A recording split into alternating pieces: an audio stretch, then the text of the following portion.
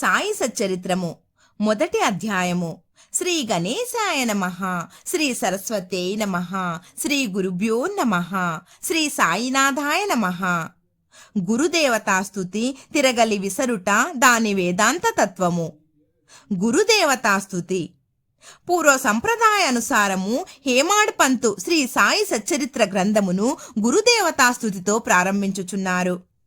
ప్రప్రథమమున విఘ్నేశ్వరుని స్మరించుచు ఆటంకములను తొలగించి ఈ గ్రంథము జయప్రదముగా సాగునట్లు వేడుకొనుచు శ్రీ సాయినాథుడే సాక్షాత్తు శ్రీ గణేశుడని చెప్పుచున్నారు. పిమ్మట శ్రీ సరస్వతీదేవిని స్మరించి ఆమె తనని గ్రంథరచనకు పురికొల్పునందులకు నమస్కరించుచు శ్రీ సాయియే సరస్వతీ స్వరూపులై తమ కథను తామే గానము చేయుచున్నారని చెప్పుచున్నారు. తదుపరి సృష్టి స్థితి లయకారకులగు బ్రహ్మ విష్ణు మహేశ్వరులను ప్రార్థించి శ్రీ సాయియే త్రిమూర్త్యాత్మక స్వరూపులనియు సమర్థ సద్గురువులనియు వారు మనలను సంసారమను నదిని దాటించగలరనియు చెప్పుచున్నారు. తరువాత తమ గృహదేవతయగు నారాయణ ఆదినాథునకు నమస్కరించి వారు కొంకణ దేశంలో వెలసిరనియు ఆ భూమి పరశురాముడు సముద్రము నుండి సంపాదించినదనియు చెప్పుచు వారి వంశ మూల పురుషుని స్తోత్రము చేసిరి. అటు పిమ్మట వారి గోత్ర ఋషియగు భరద్వాజమునిని స్మరించెను.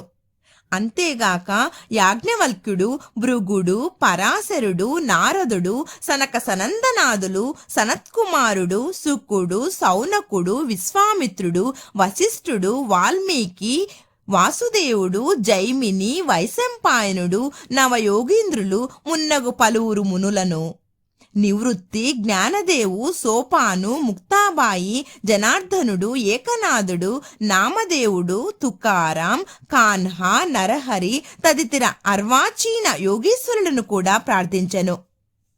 తరువాత తన పితామహుడైన సదాశివునకు, తండ్రి రఘునాథునకు, కన్న తల్లికి, చిన్నతనము నుండి పెంచి పెద్ద చేసిన మేనత్తకు, తన జ్యేష్ఠ సోదరునకు నమస్కరించెను. అటుపైన పాఠకులకు నమస్కరించి తన గ్రంథమును ఏకాగ్ర చిత్తముతో పారాయణ చేయుడని ప్రార్థించెను. చివరగా తన గురువు దత్తావతారమగు శ్రీ సాయిబాబాకు నమస్కరించి తాను వారిపై పూర్తిగా ఆధారపడి ఉన్నానని చెప్పుచు ఈ ప్రపంచము మిథ్య అనియు బ్రహ్మమే సత్యమనే అనుభవమును తనకు కలిగించు శక్తి వారికే కలదని చెప్పుచు ఈ ప్రపంచంలో ఏ ఏ జీవులందు పరమాత్ముడు నివసించుచున్నాడో వారలందరికీ నమస్కరించెను. పరాశరుడు, వ్యాసుడు, శాండిల్యుడు మొదలుగా గల వారలు చెప్పిన భక్తి మార్గములను పొగడి వర్ణించిన పిమ్మట హేమాడ్ పంతు ఈ క్రింది కథను చెప్పుటకు ప్రారంభించెను. 1910 సంవత్సరము. తదుపరి ఒకనాటి ఉదయమున నేను షిరిడీ మసీదులోనున్న శ్రీ సాయిబాబా దర్శనము కొరకు వెళ్ళితిని. అప్పుడు జరిగిన ఈ క్రింది విషయమును గమనించి మిక్కిలి ఆశ్చర్యపడితిని. బాబా ముఖ ప్రక్షాళనము గావించుకొని గోధుమలు విసరుటకు సంసిద్ధుడగుచుండెను. వారు నేలపై గోనెపరిచి దానిపై తిరుగలి ఉంచిరి. చేటలో కొన్ని గోధుమలు పోసుకొని కపని అనగా చొక్కా చేతులు పైకి మడిచి పిడికెడు చొప్పున గోధుమలు వేయుచూ విసరసాగిరి. అది చూచి నాలో నేను, ఈ గోధుమ పిండిని బాబా ఏమి చేయును? ఆయనెందులకు గోధుమలు విసురుచుండెను? వారు భిక్షాటనము చే జీవించువారే, వారికి గోధుమ పిండితో ఏమి నిమిత్తము? వారికి పిండి నిల్వ చేయవలసిన అగత్యము లేదే అని చింతించితిని. అచ్చటకు వచ్చిన మరికొంతమంది కూడా ఇట్లే ఆశ్చర్యమగ్నులైరి. కాని మాలో ఎవరికి కూడా బాబాను ప్రశ్నించుటకు ధైర్యము చాలకుండెను. ఈ సంగతి వెంటనే గ్రామములో వ్యాపించెను. ఆబాలగోపాలము ఈ వింత చర్యను చేచుటకై బాబా వద్ద గుమిగూడిరి. 4 స్త్రీలు ఎటులనో సాహసించి మసీదు మెట్లెక్కి బాబాను ప్రక్కకు జరిపి వారే విసరుట ప్రారంభించిరి. వారు తిరుగలి పిడిని చేతపట్టుకుని బాబా లీలలను పాడుచూ విసురుట సాగించిరి. ఈ చర్యలను చూచి బాబాకు కోపము వచ్చెను. కాని వారి ప్రేమకు భక్తికి మిగుల సంతసించి చిరునవ్వు నవ్విరి. విసరునప్పుడు స్త్రీలు తమలో తాము ఇట్లనుకునిరి, బాబాకు ఇల్లు పిల్లలు లేరు, ఆస్తిపాస్తులు లేవు, వారిపై ఆధారపడిన వారు ఆయన పోషించవలసిన వారెవరునూ లేరు. వారు భిక్షాటనముచే జీవించువారు కనుక వారికి రొట్టె చేసుకొనుటకు గోధుమ పిండితో నిమిత్తము లేదు. అట్టి పరిస్థితులలో బాబా గోధుమ పిండితో ఏమి పని? బాబా మిగుల దయార్ద్ర హృదయుడగుటచే మనకి పిండిని పంచిపెట్టును కాబోలు. ఈ విధముగా మనమున వేర్వేరు విధముల చింతించుచు పాడుచు విసరుట ముగించి పిండిని 4 భాగములుగా చేసి ఒక్కొక్కరు ఒక్కొక్క భాగమును తీసుకొనుచుండిరి. అంతవరకు శాంతముగా గమనించుచున్న బాబా లేచి కోపముతో వారిని తిట్టుచూ ఇట్లనెను, ఓ వనితలారా, మీకు పిచ్చి పట్టినదా ఏమి? ఎవరబ్బ సొమ్మను కొని లూటీ చేయుచుంటిరి? మీ వద్ద నుండి గోధుమలు వాడుకుంటున్నా ఏమి? ఏ కారణము చేత పిండిని గొంపోవుటకు యత్నించుచున్నారు? సరే, ఇట్లు చేయుడు, పిండిని తీసుకొని పోయి గ్రామపు సరిహద్దులపైన చల్లుడు. అది విని ఆ వనితలు ఆశ్చర్యమగ్నులైరి, సిగ్గుపడిరి. గుసగుసలాడుకొనుచు ఊరు సరిహద్దుల వద్దకు పోయి బాబా ఆజ్ఞానుసారము ఆ పిండిని చల్లిరి. నేనిదంతయు చూచి షిరిడీ ప్రజలను బాబా చర్యను గూర్చి ప్రశ్నించితిని. ఊరిలో కలరాజాడ్యము గలదనియు దానిని శాంతింపచేయుటకది బాబా సాధనమనియు చెప్పిరి. అప్పుడు వారు విసిరినవి గోధుమలు కావనియు వారు కలరాజాడ్యమును విసరి ఊరికి అవతల పారద్రోలుననియు చెప్పిరి. అప్పటి నుండి కలరా తగ్గెను. గ్రామములోని ప్రజలందరూ ఆనందించిరి. ఇదంతయు వినిన నాకు మిక్కిలి సంతసము కలిగెను. దీని గూఢార్థమును తెలుసుకొన కుతూహలము కలిగెను. గోధుమ పిండికి కలరాజాడ్యమునకు సంబంధమేమి? ఈ రెండింటికి గల కార్యకారణ సంబంధమేమి? ఒకటి ఇంకొక దానినెట్లు శాంతింపచేయును? ఇదంతయు అగోచరముగా తోచెను. అందుచే నేను తప్పక ఈ విషయమును గూర్చి వ్రాసి బాబా లీలలను మనసారా పాడుకొనవలెను నిశ్చయించుకుంటుని. ఈ లీలను చూచి ఇట్లు భావించుకొని హృదయానందపూరితుడనైతిని. ఈ ప్రకారముగా బాబా సచ్చరిత్రను రాయుటకు ప్రేరేపింపబడితిని. అట్లే బాబా కృపా కటాక్షములచే ఆశీర్వాదములచే గ్రంథము నిర్విఘ్నముగను జయప్రదముగను పూర్తి అయినది. తిరగలి విసరుట దాని వేదాంత తత్వము. తిరుగలి విసరుటను గుర్చి షిరిడీ ప్రజలు అనుకున్న రీతియే కాక దానిలో వేదాంత భావము కూడా కలదు. సాయిబాబా షిరిడీ యందు సుమారు 60 ఏండ్లు నివసించెను. ఈ కాలమంతయు వారు తిరుగలి విసురుచునే ఉండిరి. నిత్యము వారు విసురునది గోధుమలు కావు, భక్తుల యొక్క పాపములు మనోవిచారములు మొదలగునవి. తిరుగలి యొక్క క్రిందిరాయి కర్మ, మీదిరాయి భక్తి. చేతితో పట్టుకొనిన పిడి జ్ఞానము. జ్ఞానోదయమునకు కాని ఆత్మ సాక్షాత్కారమునకు కాని మొట్టమొదటి పాపములను కోరికలను తుడిచివేయవలెను. అటు పిమ్మట త్రిగుణ రాహిత్యము పొందవలెను. అహంకారమును చంపుకొనవలెను. ఇది వినగనే కబీరు కథ జ్ఞప్తికి వచ్చును. ఒకనాడు స్త్రీ ఒకటి తిరుగలిలో ధాన్యమును వేసి విసరుచుండెను. దానిని చూచి కబీరు ఏడ్వసాగెను. నిపతి నిరంజనుడు అను ఒక సాధు పుంగవుడది చూచి కారణమడుగగా కబీరు ఇట్లు జవాబిచ్చెను, నేను కూడా ఆ ధాన్యము వలె ప్రపంచమను తిరుగలిలో విసరబడదను కదా. దానికి నిపతి నిరంజనుడిట్లు బదులు చెప్పెను, భయము లేదు, తిరుగలి పిడిని గట్టిగా పట్టుకొనుము, అనగా జ్ఞానమును విడవకుము. నేనెట్లు గట్టిగా పట్టి ఉన్నానో నీవును అట్లే చేయుము. మనస్సును కేంద్రీకరించుము, దూరముగా పోనీయకము. అంతరాత్మను చూచుటకు దృష్టిని అంతర్ముఖము కానిమ్ము. నీవు తప్పక రక్షింపబడదవు. 1వ అధ్యాయం సంపూర్ణము. సద్గురు శ్రీ సాయినాథార్పణమస్తు. శుభం భవతు. 2వ అధ్యాయము. శ్రీ గణేశాయ నమః, శ్రీ సరస్వత్యై నమః, శ్రీ గురుభ్యో నమః, శ్రీ సాయినాథాయ నమః.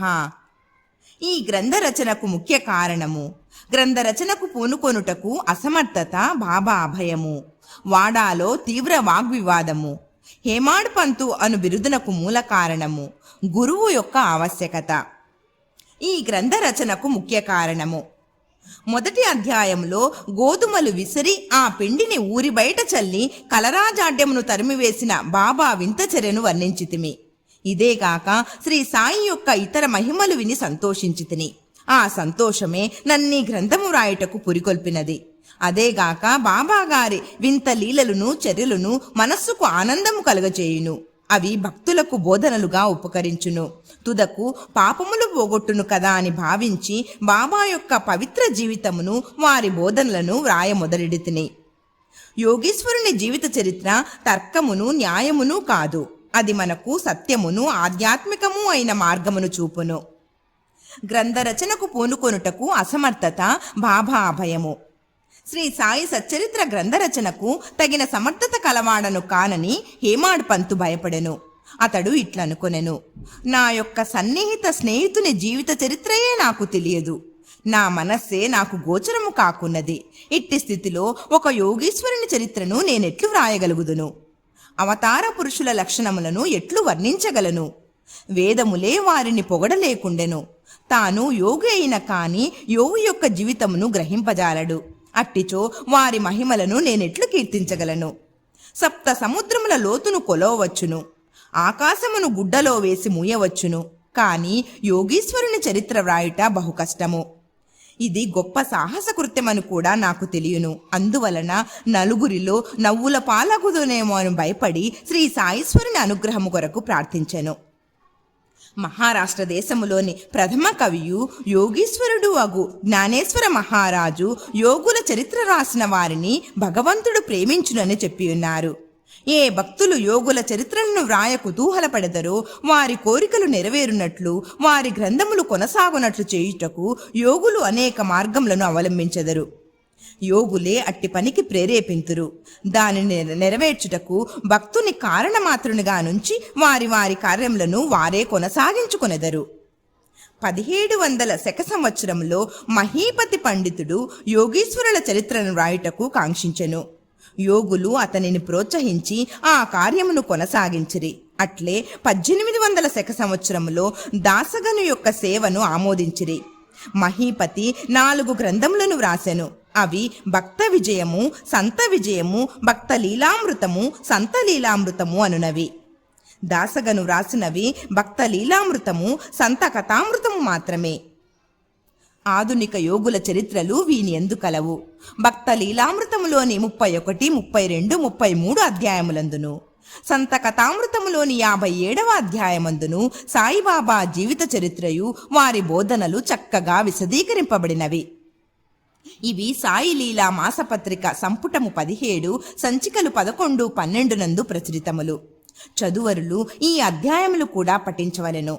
శ్రీ సాయిబాబా అద్భుత లీలలు బాంద్రా నివాసినియగు శ్రీమతి సావిత్రిమాయి రఘునాథ్ తెండోల్కర్చే చిన్న పుస్తకములో చక్కగా వర్ణించబడినవి.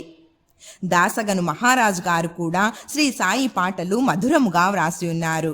గుజరాతీ భాషలో అమీదాస్ భవానీ మెహతా అను భక్తుడు శ్రీ సాయి కథలను ముద్రించినాడు. సాయినాథ ప్రభ అను మాసపత్రిక షిరిడీలోని దక్షిణ భిక్ష సంస్థ వారు ప్రచురించి ఉన్నారు. ఇన్ని గ్రంథములుండగా ప్రస్తుత సచ్చరిత్ర వ్రాయుటకు కారణమేమి, దాని అవసరమేమి అని ఎవరైనను ప్రశ్నింపవచ్చును. దీనికి జవాబు మిక్కిలి తేలిక. సాయిబాబా జీవిత చరిత్ర సముద్రము వలె విశాలమైనది, లోతైనది. అందరూ దీని ఎందు మునిగి భక్తి జ్ఞానములను మనులను వెలికితీసి కావలసిన వారికి పంచిపెట్టవచ్చును. శ్రీ సాయిబాబా నీతి బోధకములగు కథలు, లీలలు మిక్కిలి ఆశ్చర్యమును కలుగచేయును. అవి మనోవికలత చెందిన వారికి, విచారగ్రస్తులకు శాంతి సమకూర్చి ఆనందము కలుగచేయును. ఇహ పరములకు కావలసిన జ్ఞానమును, బుద్ధిని ఇచ్చును.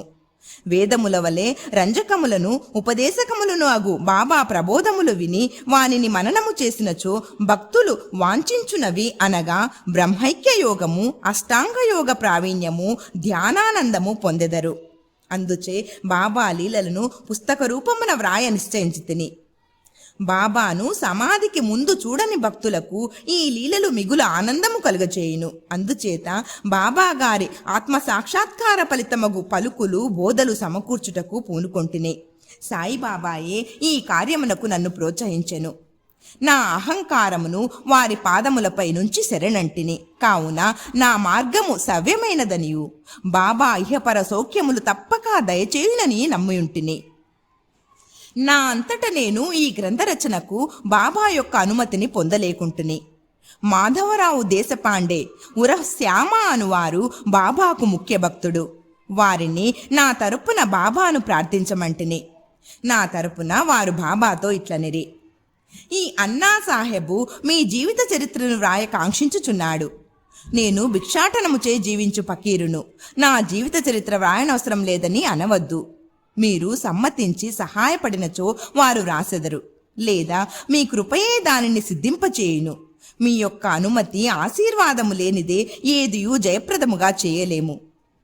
అది వినినంతనే శ్రీ సాయిబాబా మనస్సు కరిగి నాకు ఊది ప్రసాదము పంచిపెట్టి ఆశీర్వదించెను.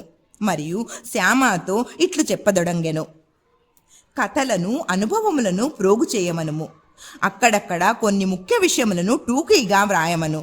నేను సహాయము చేసేదను. వాడు నిమిత్త మాత్రుడే.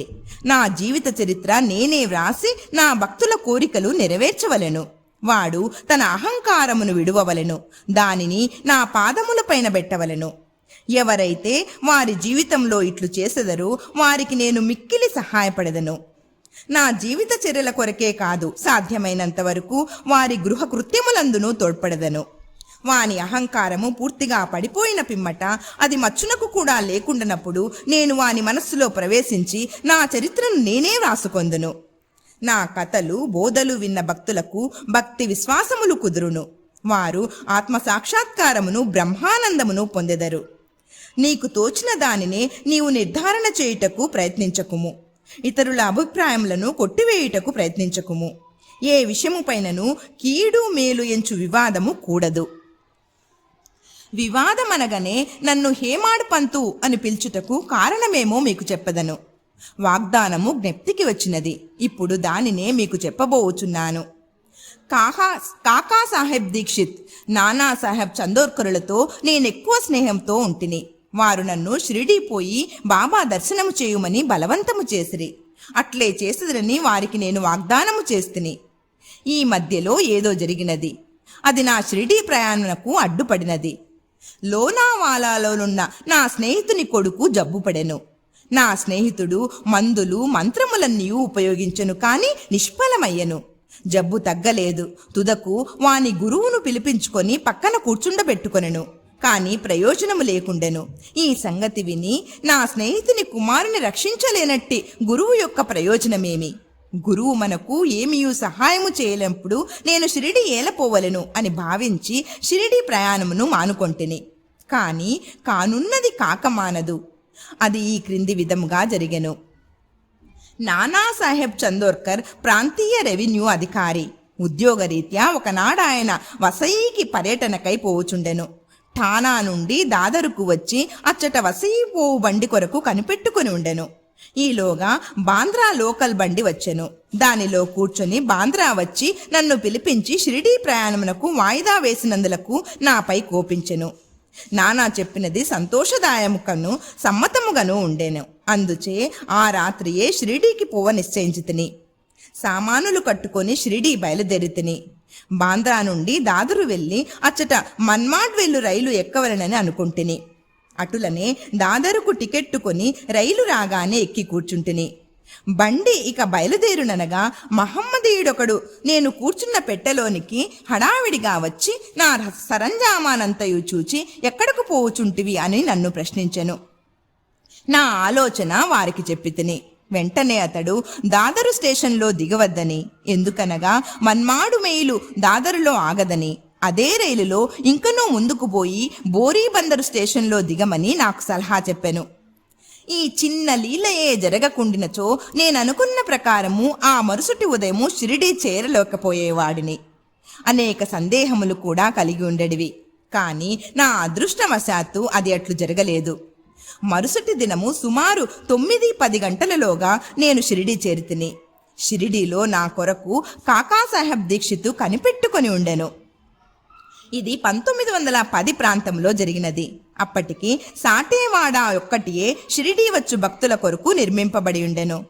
టాంగా దిగిన వెంటనే బాబాను దర్శించవలనని నాకు ఆత్రము కలిగెను. అంతలో అప్పుడే మసీదు నుండి వచ్చుచున్న తాత్యాసాహెబ్ నూల్కరు బాబా వాడా చివరన ఉన్నారనియు మొట్టమొదట ధూళి దర్శనము చేసుకోనమనియు నాకు సలహా ఇచ్చెను. స్నానానంతరము ఓపికగా మరలా చూడవచ్చుననుకొనెను. ఇది వినిన తోడనే నేను పోయి బాబా పాదములకు సాష్టాంగ నమస్కారము చేస్తుని. నాలో ఆనందము పొంగి పొరలినది. నానాసాహెబ్ చందోర్కరు చెప్పిన దానికన్నను ఎన్నో రెట్లు అనుభవమైనది. నా సర్వేంద్రియములు తృప్తి చెంది ఆకలి దప్పికలు మరచితిని. మనస్సుకు సంతృష్టి కలిగెను. బాబా పాదములు పట్టిన వెంటనే నా జీవితంలో గొప్ప మార్పు కలిగెను. నాకు షిరిడీ పోవలసినదని ప్రోత్సహించిన వారందరికీ నేనెంతో రుణపడినట్లుగా భావించితిని. వారిని నా నిజమైన స్నేహితులుగా భావించితిని. వారి రుణమును నేను తీర్చుకొనలేను. వారిని జ్ఞప్తికి తెచ్చుకొని వారికి నా మనసులో సాష్టాంగ ప్రమాణము చేస్తుని. నాకు తెలిసినంతవరకు సాయిబాబా దర్శనం వల్ల కలుగు చిత్రమేమన మనలోనున్న ఆలోచనలు మారిపోవును. వెనుకటి కర్మల బలము తగ్గును. క్రమముగా ప్రపంచమందు విరక్తి కలుగును. నా పూర్వజన్మ సుకృతముచే నాకీ దర్శనము లభించినదనుకొంటిని. సాయిబాబాను చూచినంత మాత్రమునే ఈ ప్రపంచమంతయు సాయిబాబా రూపము వహించెను. వాడాలో తీవ్ర వాగ్వివాదము. నేను షిరిడీ చేరిన మొదటి దినమునే నాకును బాలాసాహెబ్ బాటేకును గురువు యొక్క ఆవశ్యతను గూర్చి గొప్ప వాగ్వివాదము జరిగెను. మన స్వేచ్ఛను విడిచి ఇంకొకరికి ఎందుకు లొంగి ఉండవలని నేను వాదించితిని. మన కర్మలను మనమే చేయుటకు గురువు యొక్క ఆవశ్యకత ఏమి? తనంతట తానే కృషి చేసి మిక్కిలి యత్నముతో ఈ జన్మ దుఃఖము నుండి తప్పించుకొనవలను. ఏమియూ చేయక సోమరిగా కూర్చొని వానికి గురువేమి చేయగలడు అని నేను స్వేచ్ఛపక్షమును ఆశ్రయించితిని. భాటే ఇంకొక వాదమును పట్టుకొని ప్రారబ్ధము తరపున వాదించుచు, కాకున్నది కాకమానదు, మహనీయులు కూడా ఈ విషయంలో ఓడిపోయిరి. మనుజుడొకటి తలంచినా భగవంతుడు వేరొకటి తలంచును. నీ తెలివితేటలను అటుండనిమ్ము.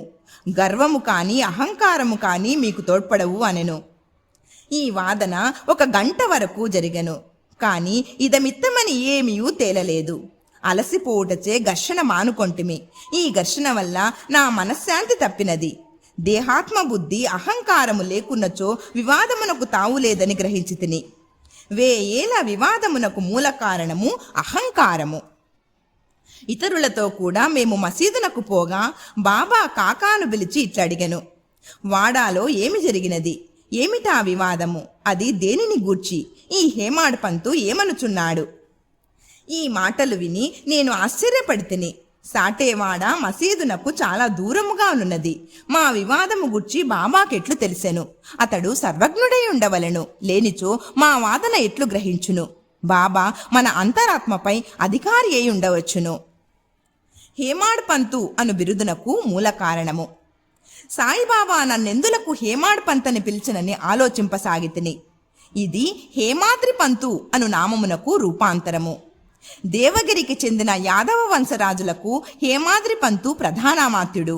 అతడు గొప్ప పండితుడు, మంచి స్వభావము కలవాడు, చతుర్వర్గ చింతామణి, రాజ ప్రశస్తి అను గొప్ప గ్రంథములను రచించినవాడు, మోడీ భాషను ఒక నూతన గణిత విధానమును కనిపెట్టినవాడు.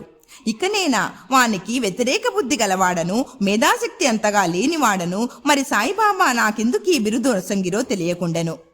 ఆలోచన చేయగా ఇది నా అహంకారంను చంపుట కొరకు అనియు, నేనెప్పుడునూ అనుకువ నమ్రతలు కలిగి ఉండవలను బాబా కోరికని ఉండవచ్చునని గ్రహించితిని. అంతకుముందు వాడాలో జరిగిన చర్చలో నే చూపిన తెలివితేటలకు బాబా ఈ రీతిగా అభినందించి ఉండవచ్చునని అనుకొంటిని. భవిష్యరిత్రను బట్టి చూడగా బాబా పలుకులకు అనగా దాబోల్కరును హేమాడ్ పంతు అనుట గొప్ప ప్రాముఖ్యము కలదనియు భవిష్యత్తు తెలిసియే బాబా అట్లని నన్ను భావించవచ్చును. ఏలయనగా హేమాడ్ పంతు శ్రీ సాయిబాబా సంస్థానమును చక్కని చాకచక్యంతో నడిపెను. సంస్థానము యొక్క లెక్కలను బాగుగా నుంచెను. అదే కాక భక్తి, జ్ఞానము, నిర్వ్యామోహము, ఆత్మశరణాగతి, ఆత్మ సాక్షాత్కారము మొదలగు విషయములతో శ్రీ సాయి సచ్చరిత్రను గొప్ప గ్రంథమును రచించెను. గురువు యొక్క ఆవశ్యకత.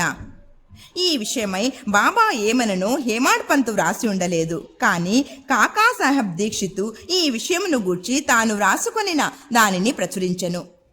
హేమాడ్ పంతు బాబాను కలిసిన 2వ దినము కాకాసాహెబ్ దీక్షిత్ బాబా వద్దకు వచ్చి షిరిడీ నుండి వెళ్ళవచ్చునా అని అడిగెను. బాబా అట్లే అని జవాబిచ్చెను. ఎక్కడకు అని ఎవరో అడుగగా చాలా పైకి అని బాబా చెప్పెను. మార్గమేది అని దీక్షిత్ అడిగెను. అక్కడకు పోవుటకు అనేక మార్గములు కలవు. షిరిడీ నుంచి కూడా ఒక మార్గము కలదు. మార్గము ప్రయాసకరమైనది. మార్గ మధ్యమున ఉన్న అడవిలో పులులు, తోడేళ్లు కలవని బాబా బదులుడెను. మార్గదర్శకుని వెంట తీసుకొని పోయినచో అని కాకాసాహెబ్ అడుగగా అట్లయినచో కష్టమే లేదని బాబా జవాబిచ్చెను. మార్గదర్శకుడు తిన్నగా గమ్యస్థానము చేర్చును. మార్గమధ్యమున ఉన్న తోడేళ్లు పులులు గోతుల నుండి తప్పించును. మార్గదర్శకుడే లేనిచో అడవి మృగములచే చంపబడవచ్చును, లేదా దారి తప్పి గుంటలలో పడిపోవచ్చును. మసీదులో అప్పుడచ్చటనేనున్న దాబోల్కరు తన ప్రశ్నకదియే తగిన సమాధానమని గుర్తించెను. వేదాంత విషయములలో మానవుడు స్వేచ్ఛాపరుడా కాడా అను వివాదం వలన ప్రయోజనము లేదని గ్రహించెను.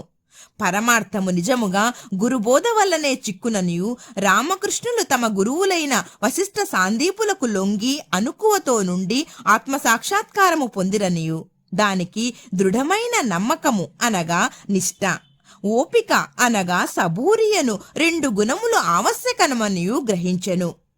2వ అధ్యాయము సంపూర్ణము. సద్గురు శ్రీ సాయినాథార్పణమస్తు. శుభం భవతు. 3వ అధ్యాయము. శ్రీ గణేశాయ నమః, శ్రీ సరస్వతే నమః, శ్రీ గురుభ్యో నమః, శ్రీ సాయినాథాయ నమః. సాయిబాబా అనుమతి వాగ్దానము. భక్తులకు వేర్వేరు పనులు నియమించుట. బాబా కథలు దీపస్తంభములు. సాయిబాబా మాతృప్రేమ, రోహిల్లా కథ, బాబా యొక్క అమృతతుల్యమగు పలుకులు. సాయిబాబా యొక్క అనుమతి వాగ్దానము. వెనుకటి అధ్యాయంలో వర్ణించిన ప్రకారము శ్రీ సాయి సచ్చరిత్ర వ్రాయుటకు బాబా పూర్తి అనుమతి ఒసంగుచు ఇట్లు నుడివిరి. సచ్చరిత్ర వ్రాయు విషయములో నా పూర్తి సమ్మతి కలదు. నీ పనిని నీవు నిర్వర్తించుము, భయపడకుము, మనస్సు నిలకడగా నుంచుము, నా మాటలయందు విశ్వాసముంచుము. నా లీలలు వ్రాసినచో అవిద్య అంతరించిపోవును. శ్రద్ధాభక్తులతో వానిని వినిన వారికి ప్రపంచమందు వ్యామోహము క్షీణించును. బలమైన ప్రేమ భక్తి కెరటములు లేచును. ఎవరైతే నా లీలలలో మునిగెదరో వారికి జ్ఞానరత్నములు లభించును. ఇది విని రచయిత మిక్కిలి సంతసించెను. వెంటనే నిర్భయుడయ్యెను. కార్యము జయప్రదముగా సాగున ధైర్యము కలిగెను. అటుపైని మాధవరావు దేశపాండే ఉర శ్యామా వైపు తిరిగి బాబా ఇట్లనెను. ప్రేమతో నా నామమును ఉచ్చరించిన వారి కోరికలన్నీయూ నెరవేర్చెదను. వారి భక్తిని హెచ్చించెదను. వారిని అన్ని దిశలందు కాపాడెదను. ఎవరైతే మనఃపూర్వకముగా నాపై పూర్తిగా ఆధారపడి ఉన్నారో వారి కథలు వినునప్పుడు అమితానందమును పొందెదరు. నా లీలలను గానము చేయువారికి అంతులేని ఆనందమును, శాశ్వతమైన తృప్తిని ఇచ్చెదనని నమ్ముము. ఎవరైతే నన్ను శరణు వేడెదరో, భక్తి విశ్వాసములతో నన్ను పూజించెదరో, నన్నే స్మరించెదరో, నా రూపమును తన మనస్సున నిలుపుకొనెదరో వారిని దుఃఖ బంధనముల నుండి తప్పింతును. ప్రాపంచిక విషయములన్నింటినీ మరచి నా నామమునే జపించుచు, నా పూజనే సల్పుచు, నా లీలలను చరిత్రమును మననము చేయుచు ఎల్లప్పుడూ నన్ను జ్ఞప్తియందుంచుకొని వారు ప్రపంచ విషయములందెట్లు తగులుకొందురు. వారిని మరణము నుండి బయటకు లాగెదను. నా కథలు వినినచో సకల రోగములు నివారింపబడును. కావున భక్తి శ్రద్ధలతో నా కథలను వినుము. వానిని మనమున నిలుపుము. ఆనందమునకు తృప్తికి ఇదియే మార్గము. నా భక్తుల యొక్క గర్వాహంకారములు నిష్క్రమించును. నా లీలలు వినువారికి శాంతి కలుగును. మనఃపూర్వకమైన నమ్మకము కల వారికి శుద్ధ చైతన్యముతో తాదాత్మ్యము కలుగును. సాయి సాయి అను నా నామమును జ్ఞప్తియందుంచుకొన్నంత మాత్రమున చెడు పలుకుట వలన, వినుట వలన కలుగు పాపములు తొలగిపోవును. భక్తులకు వేర్వేరు పనులు నియమించుట.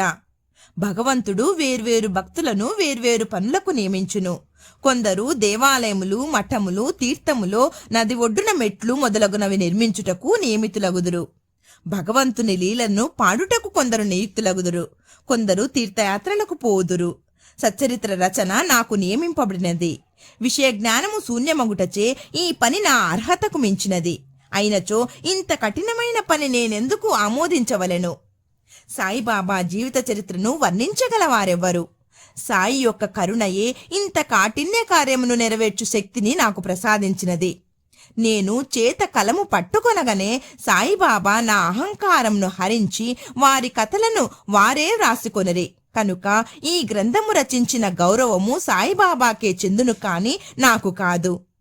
బ్రాహ్మణుడై పుట్టినప్పటికీ శృతి స్మృతి అను 2 కండ్లు లేకుండుటచే సాయి సచరిత్రను నేను రాయలేకుంటుని. కాని భగవంతుని అనుగ్రహము మూగవాణిని మాట్లాడునట్లు చేయును, కుంటివాణిని పర్వతము దాటునట్లు చేయును, తన ఇచ్ఛానుసారము పనులు నెరవేర్చుకొను చాతుర్యము ఆ భగవంతునికే కలదు. హార్మోనియమునకు కాని వేణువునకు కాని ధ్వనులు ఎట్లు వచ్చునో తెలియదు, అది వాయించువానికే తెలియును.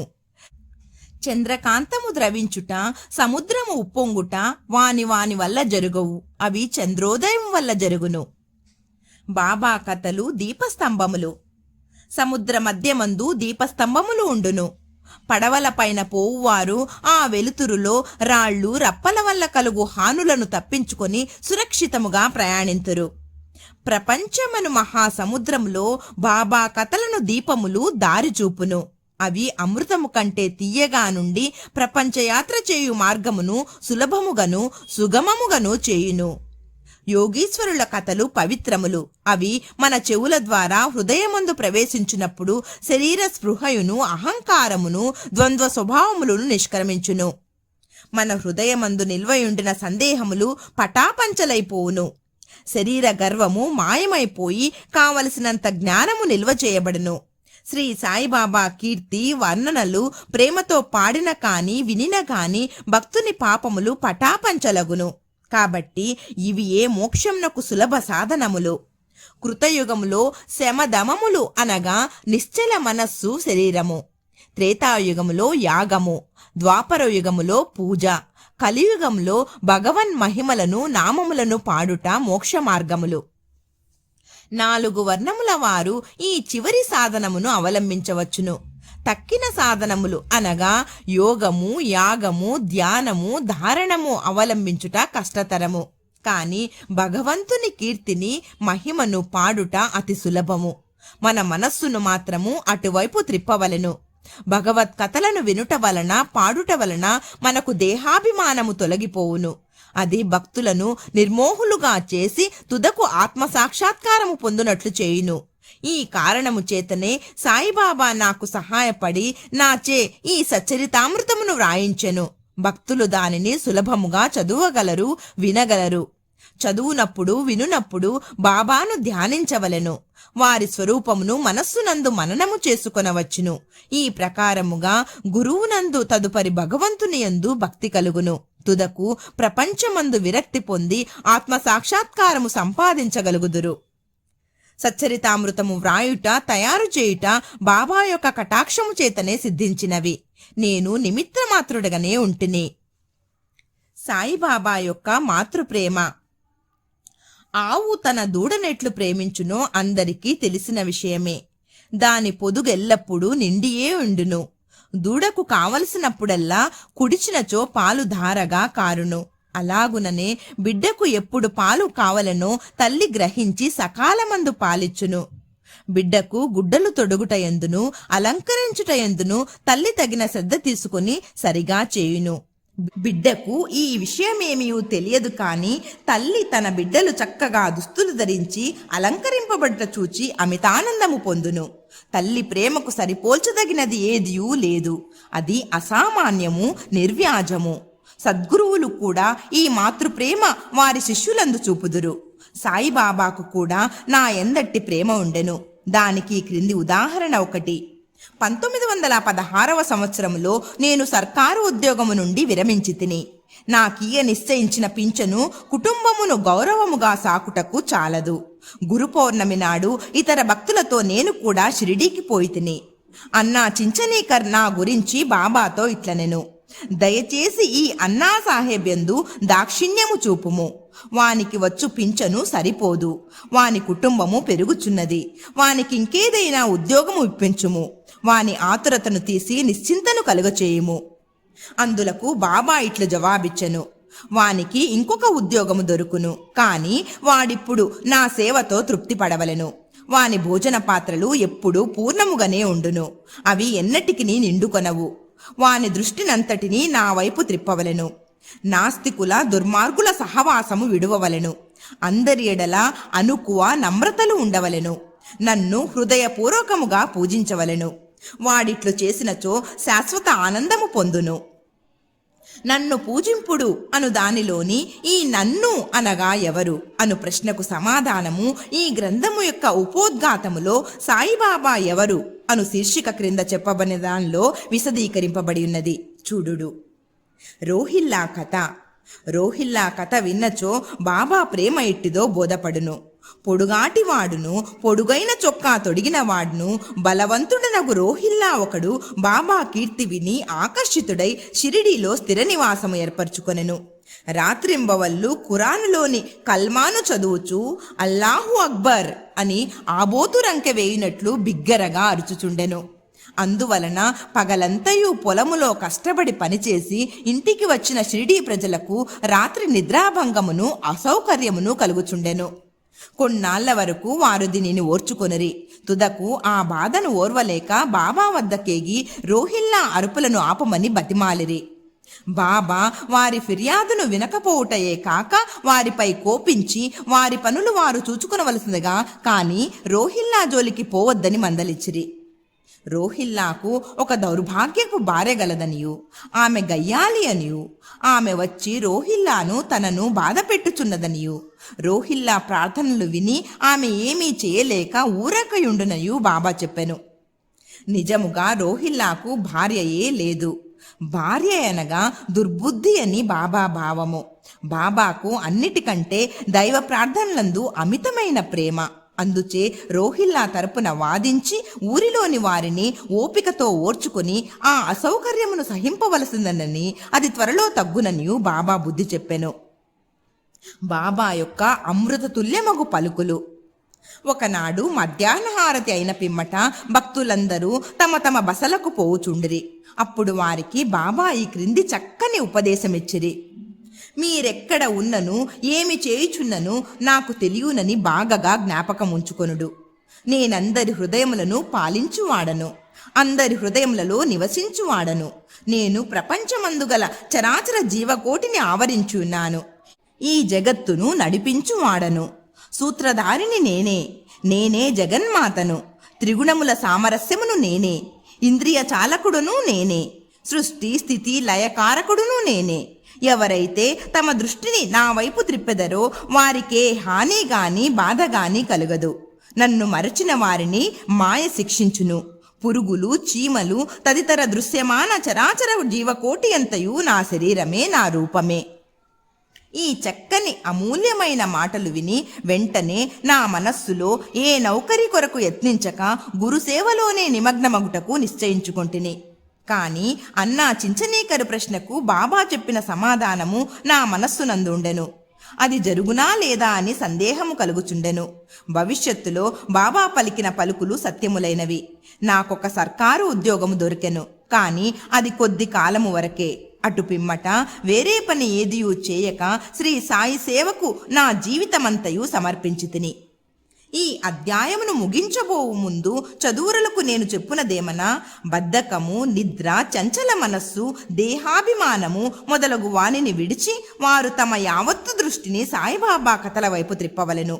వారి ప్రేమ సహజముగా ఉండవలెను. వారు భక్తి యొక్క రహస్యమును తెలుసుకొందురుగాక. ఇతర మార్గము అవలంబించి అనవసరముగా అలసిపోవద్దు. అందరూ ఒకే మార్గంను త్రొక్కుదురుగాక, అనగా శ్రీ సాయి కథలను విందురుగాక.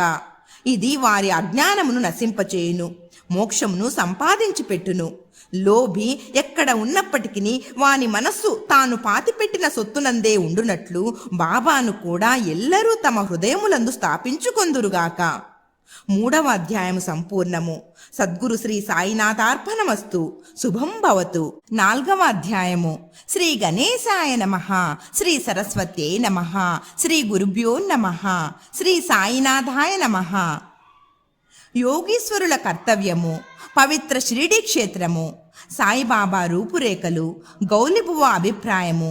విఠలదేవుడు దర్శనమిచ్చుట. భగవంతరావు క్షీరసాగరుని కథ.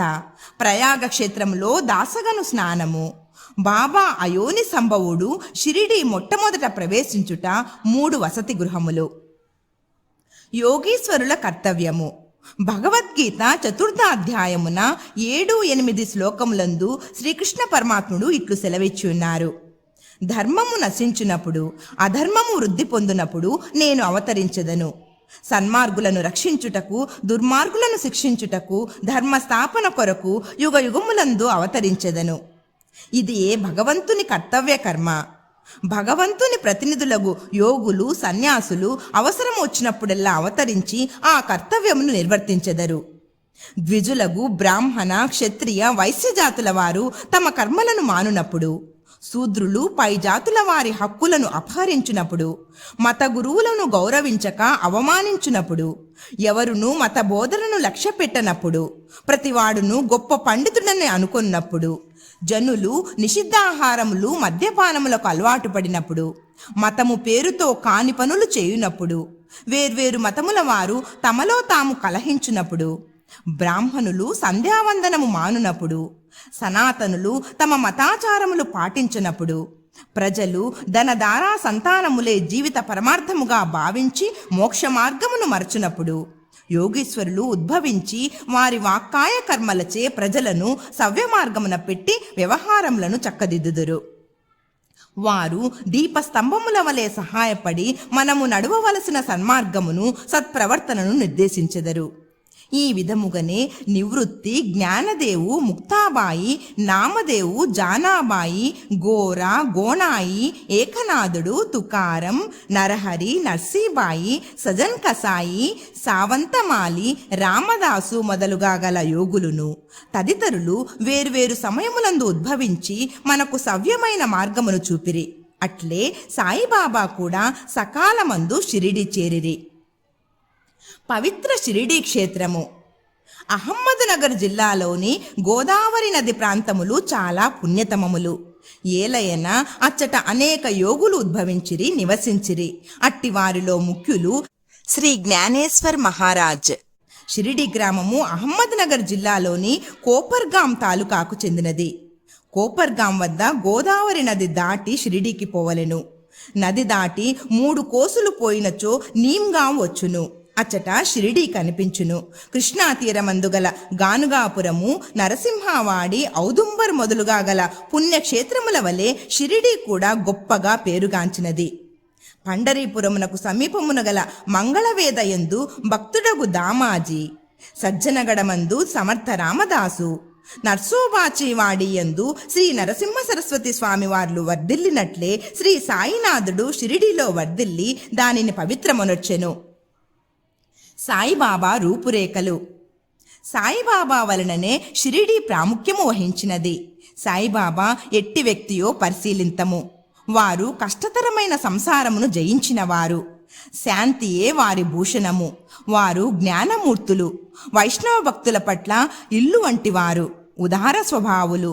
సారములోని సారాంశము వంటివారు. నశించు వస్తువులందు అభిమానము లేనివారు.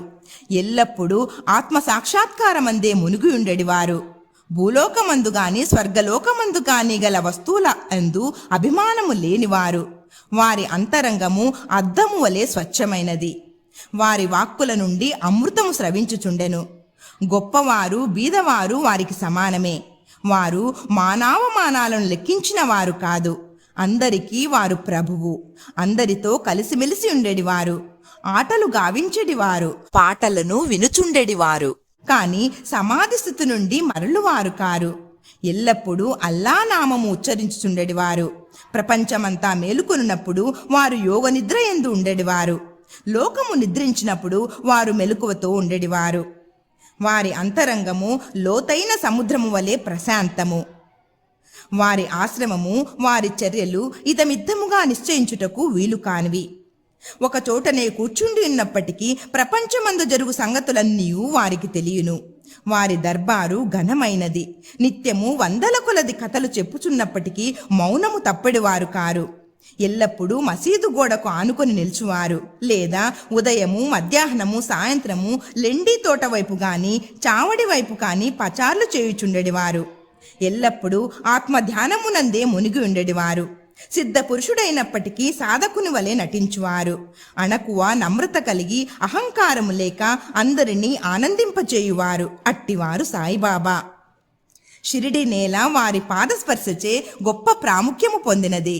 జ్ఞానేశ్వర్ మహారాజ్ ఆళందిని వృద్ధి చేసినట్లు, ఏకనాథుడు పైఠానును వృద్ధి చేసినట్లు శ్రీ సాయిబాబా షిరిడీని వృద్ధి చేసెను. షిరిడీలోని గడ్డి రాళ్లు పుణ్యము చేసుకున్నవి. ఏలైనా బాబా పవిత్ర పాదములను ముద్దు పెట్టుకొని వారి పాదధూళి తలపైన వేసుకొనగలిగినవి. షిరిడి మా వంటి భక్తులకు పండరీపురము, జగన్నాథము, ద్వారక, కాశీ, రామేశ్వరము, బదరి, కేదార్, నాసిక్, త్రయంబకేశ్వరము, ఉజ్జయిని, మహాబలేశ్వరము, గోకర్ణముల వంటిదైనది. షిరిడి సాయిబాబా స్పర్శయే మాకు వేద పారాయణ తంత్రము. అది మాకు సంసార బంధములను సన్నగిల్ల చేసి ఆత్మ సాక్షాత్కారమును సులభ సాధ్యము చేయును. శ్రీ సాయి దర్శనమే మాకు యోగ సాధనముగా ఉండెను. వారితో సంభాషణ మా పాపములను తొలగించుచుండెను. త్రివేణి ప్రయాగల స్నానఫలము వారి పాదసేవ వలనే కలుగుచుండెడిది. వారి పాదోదకము మా కోరికలు నశింపచేయుచుండెడిది.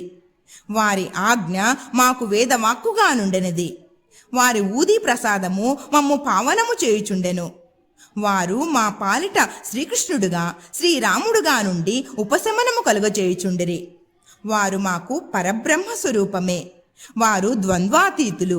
నిరుత్సాహము గాని ఉల్లాసము గాని ఎరుగరు. వారు ఎల్లప్పుడూ సచ్చిదానంద స్వరూపులుగా ఉండేడివారు. షిరిడీ వారి కేంద్రమైనను వారి లీలలు పంజాబు, కలకత్తా, ఉత్తర హిందూస్థానము, గుజరాతు, దక్కను, కన్నడ దేశములలో చూపుచుండిరి. ఇట్లు వారి కీర్తి దూరదేశములకు వ్యాపించగా భక్తులు అన్ని దేశముల నుండి షిరిడీ చేరి వారిని దర్శించి వారి ఆశీర్వాదమును పొందుచుండెరి. వారి దర్శన మాత్రముననే భక్తుల మనములు వెంటనే శాంతి వహించుచుండెడివి. పండరీపురమందు విఠల్ రకుమాయిలను దర్శించినచో భక్తులకు కలిగడి ఆనందము షిరిడీలో దొరుకుచుండెను. ఇది అతిశయోక్తి కాదు. ఈ విషయమును గూర్చి భక్తుడొకడు చెప్పినది గమనింపుడు. గౌలిబువ అభిప్రాయము.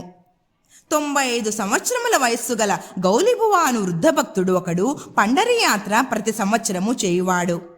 8 మాసములు పండరీపురమందు, మిగతా 4 మాసములు ఆషాఢము మొదలు కార్తీకము వరకు గంగానది ఒడ్డున ఉండేడివాడు. సామాను మోయుటకు ఒక గాడిదను, తోడుగా ఒక శిష్యుని తీసుకొని పోవాడు. ప్రతి సంవత్సరము పండరీ యాత్ర చేసుకుని షిరిడీ సాయిబాబా దర్శనమునకై వచ్చేడివాడు. అతడు బాబాను మిగుల ప్రేమించువాడు. అతడు బాబా వైపు చూచుచూ ఇట్లనడివాడు: వీరు పండరీనాథుని అవతారమే. అనాథల కొరకు, బీదల కొరకు వెలిసిన కరుణామూర్తి. గౌలిబువ విఠోబాదేవుని ముసలి భక్తుడు. పండరీ యాత్ర ఎన్నోసార్లు చేసెను. వీరు సాయిబాబా పండరీనాథుని అవతారమని నిర్ధారణ పరిచిరి. విఠలదేవుడు దర్శనమిచ్చుట. సాయిబాబాకు భగవన్నామ స్మరణ యందును సంకీర్తనమందును మిక్కిలి ప్రీతి. వారెల్లప్పుడూ అల్లా మాలిక్ అనగా అల్లాయే యజమాని అనుచుండెడివారు. 7 రాత్రింబవళ్ళు భగవన్నామ స్మరణ చేయుచుండెడివాడు. దీనినే నామ సప్తాహము అందురు. బాబా ఒకప్పుడు దాసగను మహారాజును నామ సప్తాహము చేయమనిరి. సప్తాహము ముగియునాడు విఠల్ దర్శనము కలుగునని వాగ్దానం ఇచ్చినచో నామ సప్తాహము సలిపెదనని దాసగును జవాబిచ్చెను. బాబా తన గుండెపై చేయి వేసి తప్పనిసరిగా దర్శనమిచ్చును. కాని భక్తుడు భక్తి ప్రేమలతో ఉండవలెను. డాకూరునాథ్ యొక్క డాకూరు పట్టణము, విఠల్ యొక్క పండరీపురము, శ్రీకృష్ణుని ద్వారకా పట్టణము ఇక్కడనే అనగా షిరిడీలోనే ఉన్నవి. ఎవరునూ ద్వారకకు పోవలసిన అవసరం లేదు. విఠలుడు ఇక్కడనే ఉన్నాడు. భక్తుడు భక్తి ప్రేమలతో కీర్తించినప్పుడు విఠలు ఇక్కడనే అవతరించును అన్నారు. సప్తాహము ముగిసిన పిమ్మట విఠలుడు ఈ క్రింది విధముగా దర్శనమిచ్చెను. స్నానానంతరము కాకాసాహెబ్ దీక్షిత్ ధ్యానములో మునిగినప్పుడు విఠలుడు వారికి గాన్పించెను. కాకా మధ్యాహ్న హారతి కొరకు బాబా యొద్దకు పోగా తేట తెల్లముగా కాకాను బాబా ఇట్లడిగెను: విఠల్ పాటిల్ వచ్చినాడా? నీవు వానిని చూచితివా? వాడు మిక్కిలి పారుబోతు. వానిని దృఢముగా పట్టుకొనుము. ఏమాత్రము అజాగ్రత్త ఉన్నను తప్పించుకొని పారిపోవును. ఇది ఉదయము జరిగెను. మధ్యాహ్నము ఎవడో పటముల నమ్మువాడు 25-30 విఠోబా చిత్రపటములను అమ్మకమునకు తెచ్చెను. ఆ పటము సరిగ్గా కాకాసాహెబ్ ధ్యానములో చూచిన దృశ్యముతో పోలియుండెను. దీనిని చూచి బాబా మాటలు జ్ఞాపకమునకు తెచ్చుకుని కాకాసాహెబ్ ఆశ్చర్య ఆనందములలో మునిగెను. విఠోబా పటము ఒకటి కొని పూజామందిరములో ఉంచుకొనెను. భగవంతరావు క్షీరసాగరుని కథ. విఠల పూజ యందు బాబాకెంత ప్రీతియో భగవంతరావు క్షీరసాగరుని కథలో విశదీకరింపబడినది. భగవంతరావు తండ్రి విఠోబా భక్తుడు. పండరీపురమునకు నియమముగా యాత్ర చేయుచుండెడివాడు. ఇంటి వద్ద కూడా విఠోబా ప్రతిమ ఉంచి దానిని పూజించువాడు. అతడు మరణించిన పిమ్మట వారి కొడుకు పూజను, యాత్రను, శ్రాద్ధమును మానెను. భగవంతరావు షిరిడీ వచ్చినప్పుడు బాబా వాని తండ్రిని జ్ఞప్తి తెచ్చుకొని, వీని తండ్రి నా స్నేహితుడుగాన వీనినిచ్చటకు ఈడ్చుకొని వచ్చి తిని, వీడు నైవేద్యము ఎన్నడూ పెట్టలేదు, కావున నన్నును విఠలుని కూడా ఆకలితో మార్చినాడు, అందుచేత వీనినిక్కడికి తెచ్చి తిని, వీడు చేయునది తప్పని బోధించి చివాట్లు పెట్టి తిరిగి పూజ ప్రారంభించినట్లు చేసెదను అనిరి. ప్రయాగ క్షేత్రంలో దాసగను స్నానము. గంగా నది, యమునా నది కలియు చోటునకు ప్రయాగమని పేరు. ఇందులో స్నానమాచరించిన ప్రతి వానికి గొప్ప పుణ్యము ప్రాప్తించునని హిందువుల నమ్మకము. అందుచేతనే వేల కొలది భక్తులు అప్పుడచ్చటికి పోయి స్నానమాడుదురు. దాసగను కూడా ప్రయాగ పోయి అచ్చట సంగమములో స్నానము చేయవలని మనస్సున తలచెను. బాబా వద్దకేగి అనుమతించమనెను. అందుకు బాబా ఇట్లా జవాబిచ్చెను, అంత దూరము పోవాల్సిన అవసరమే లేదు, మన ప్రయాగ ఇచ్చటనే కలదు, నా మాటలు విశ్వసింపుము. ఇట్లనున్నంతలో ఆశ్చర్యములన్నిటికంటే ఆశ్చర్యకరమైన వింత జరిగినది. దాసగను మహారాజు బాబా పాదములపై శిరస్సు ఉంచిన వెంటనే బాబా 2 బొటనవ్రేళ్ల నుండి గంగా యమునా జలములు కాలువలుగా పారెను. ఈ చమత్కారమును చూచి దాసగను ఆశ్చర్యచకితుడయ్యాడు. భక్త్యావేశాలతో మైమరచాడు. కన్నులు ఆనంద ఆశ్రువులతో నిండాయి. అతని హృదయంలో ఉప్పొంగిన కవితావేశం శ్రీ సాయిలీలా గానరూపంలో పెళ్ళుబుకింది. బాబా అయోని సంభవుడు షిరిడీ మొట్టమొదట ప్రవేశించుట. సాయిబాబా తల్లిదండ్రులను గూర్చి కానీ, జన్మము గూర్చి కానీ, జన్మస్థానమును గూర్చి కానీ ఎవరికీ ఏమీయూ తెలియదు. ఎందరో పెక్కుసార్లు ఈ విషయములు కనుగొనుటకు ప్రయత్నించిరి. పలుసార్లు ఈ విషయముగా బాబాను ప్రశ్నించిరి కానీ ఎట్టి సమాధానము కానీ సమాచారము కానీ పొందకుండిరి. నామదేవు, కబీరు సామాన్య మానవుల వలె జన్మించుండలేదు. ముత్యపు చిప్పలలో చిన్న పాపల వలె లభించిరి. నామదేవుడు భీమారథి నదీ తటములో గోనాయికి కనిపించెను. కబీరు భాగీరథి నదీ తటమున తమాలుకు కనిపించెను. అట్టిదే సాయి జన్మ వృత్తాంతము. భక్తుల కొరకు బాబా 16 ఏళ్ల బాలుడుగా షిరిడీలోని వేప చెట్టు క్రింద అవతరించెను. బాబా అప్పటికే బ్రహ్మజ్ఞానిగా కనిపించెను. బాబా స్వప్నావస్థ వంద అయినను ప్రపంచ వస్తువులను కాక్షించేవారు కాదు. ఆయన మాయను తన్నెను. ముక్తి బాబా పాదములను సేవించుచుండెను. నానా చోప్దార్ తల్లి ఇక్కిలి ముసలిది. ఆమె బాబానిట్లు వర్ణించినది. ఈ చక్కని చురుకైన కుర్రవాడు వేప చెట్టు క్రింద ఆసనములో ఉండెను. శీతోష్ణములను లెక్కింపక అంతటి చిన్న కుర్రవాడు కఠిన తపస్సు ఆచరించుట, సమాధిలో మునుగుట చూచి గ్రామస్తులు ఆశ్చర్యపడిరి. ఆ బాలుడు పగలు ఎవరితో కలిసిడివాడు కాదు, రాత్రి యందు ఎవరికీ భయపడువాడు కాదు. చూచిన వారు ఆశ్చర్యనిమగ్నులై ఈ చిన్న కుర్రవాడిక్కడ నుండి వచ్చినాడని అడుగుచుండెడివారు. అతని రూపు, ముఖలక్షణములు చాలా అందముగా ఉండేవాడు. చూచిన వారెల్లరూ ఒక్కసారిగా ముగ్ధులగుచుండిరి. ఆయన ఎవరి ఇంటికి పోకుండెను. ఎల్లప్పుడూ వేప చెట్టు క్రిందనే కూర్చొనివాడు. పైకి చిన్న బాలుని వలె కనిపించినప్పటికీ చేతలను బట్టి చూడగా నిజముగా మహానుభావుడే. నిర్వ్యామోహము రూపుదాల్చిన అతని గూర్చి ఎవరికి ఏమీ తెలియకుండెను. ఒకనాడు ఖండోబా దేవుడొకని ఆవేశించగా ఈ బాలుడు ఎవడై ఉండునని ప్రశ్నించిరి. వాని తల్లిదండ్రులెవరని ఎచ్చటి నుండి వచ్చినాడని అడిగిరి. ఆ ఖండోబా గణము ఒక స్థలమును చూపి గడ్డపారను తీసుకొని వచ్చి అచట త్రవ్వుమనెను. అట్లు త్రవ్వగా అందులో కొన్ని ఇటుకలు, వాని ఎగువ వెడల్పు రాయి ఒకటి కాన్పించెను. ఆ బండను తొలగించగా క్రిందనొక సందు కాన్పించెను. అచ్చట 4 దీపములు వెలుగుచుండెను. ఆ సొరంగము ద్వారా ముందుకు పోగా అచ్చట ఒక భూగృహము కనిపించెను. అందులో గోముఖ నిర్మాణములు, కర్రబల్లలు, జపమాలలు కనిపించెను. ఆ బాలుడచ్చట 12 సంవత్సరములు తపస్సు అభ్యసించెనని ఖండోబా చెప్పెను. పిమ్మట కుర్రవాణిని ఈ విషయం ప్రశ్నించగా వారలను మరిపించుచు అది తన గురుస్థానమనియు వారి సమాధి అచట కలదు కావున దానిని కాపాడవలననే చెప్పెను. వెంటనే దానిని ఎప్పటి వలె మూసివేసిరి. అశ్వత్థ, ఉదంబర వృక్షం వలె ఈ వేప చెట్టును పవిత్రముగా చూచుకొనుచు బాబా ప్రేమించువారు.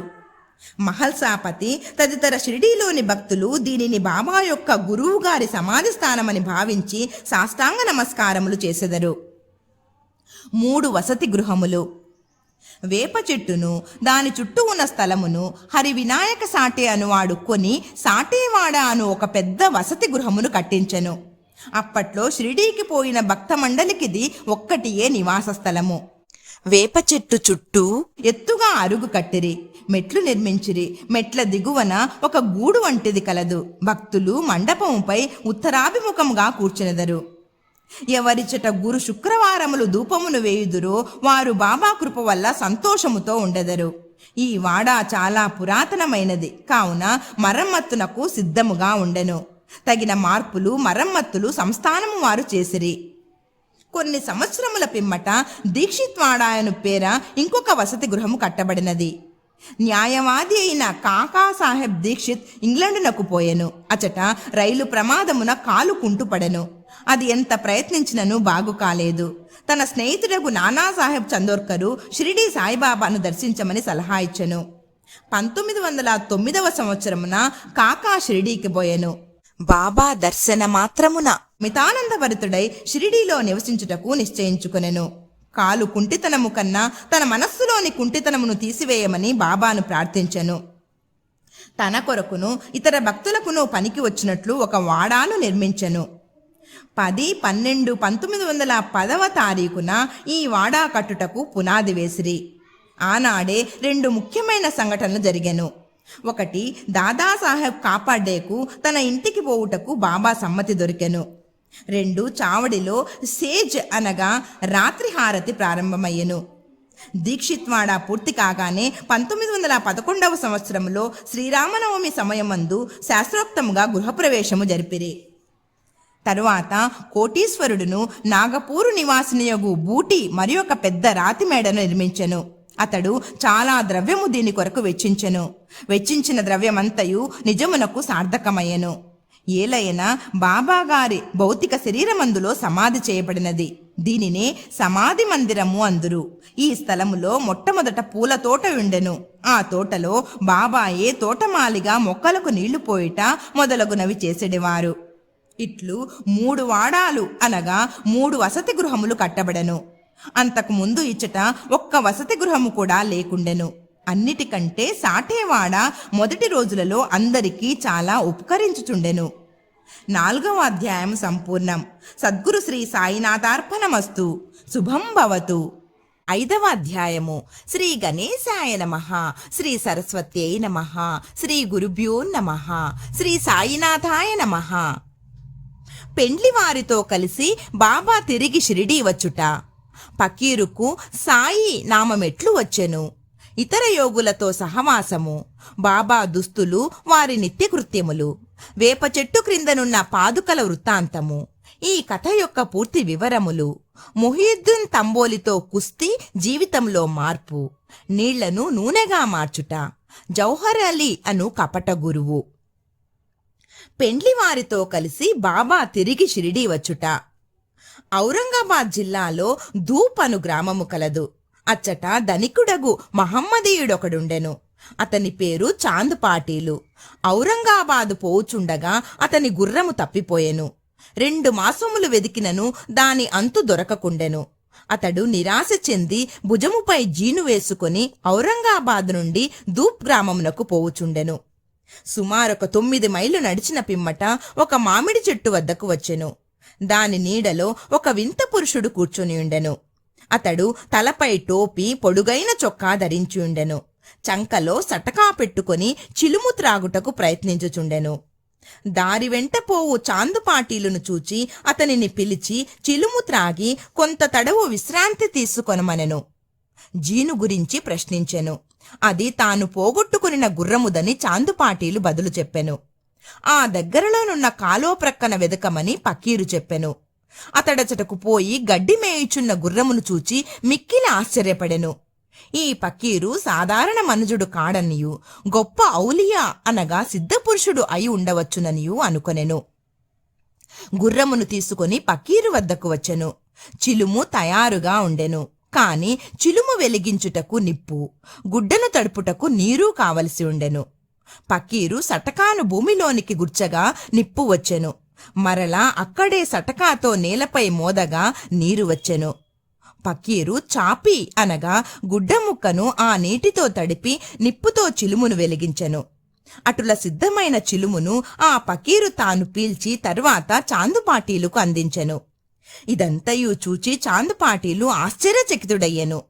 పకీరును తన గృహమునకు అతిథిగా రమ్మని చాందుపాటీలు వేడెను.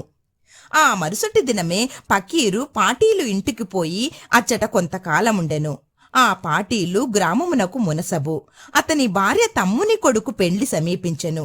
పెండ్లి కూతురిది షిరిడీ గ్రామము. అందుచే కావలసిన సన్నాహములన్నీయు చేసుకుని పాటీలు షిరిడీ ప్రయాణమయ్యెను. పెండ్లివారితో కలిసి పకీరు కూడా బయలుదేరెను. ఎట్టి చిక్కులు లేక వివాహము జరిగిపోయెను. పెండ్లివారు దూప్ గ్రామమునకు తిరిగి వెళ్ళిరి. కాని పకీరు మాత్రము షిరిడీలో ఆగి అచటనే స్థిరముగా నిలిచెను. పకీరుకు సాయి నామము ఎట్లు వచ్చెను?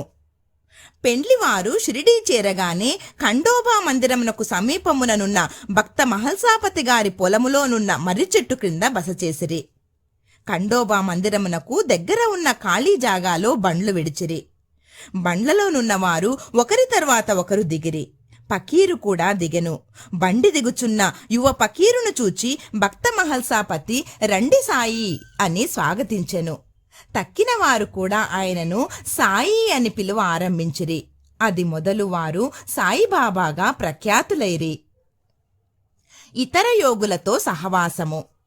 సాయిబాబా షిరిడీలో ఒక మసీదులో నివాసం ఏర్పరచుకునిరి. బాబా షిరిడీ రాకపూర్వమే దేవీదాసు అని యోగి షిరిడీలో ఎన్నో సంవత్సరముల నుండి నివసించుచుండెను.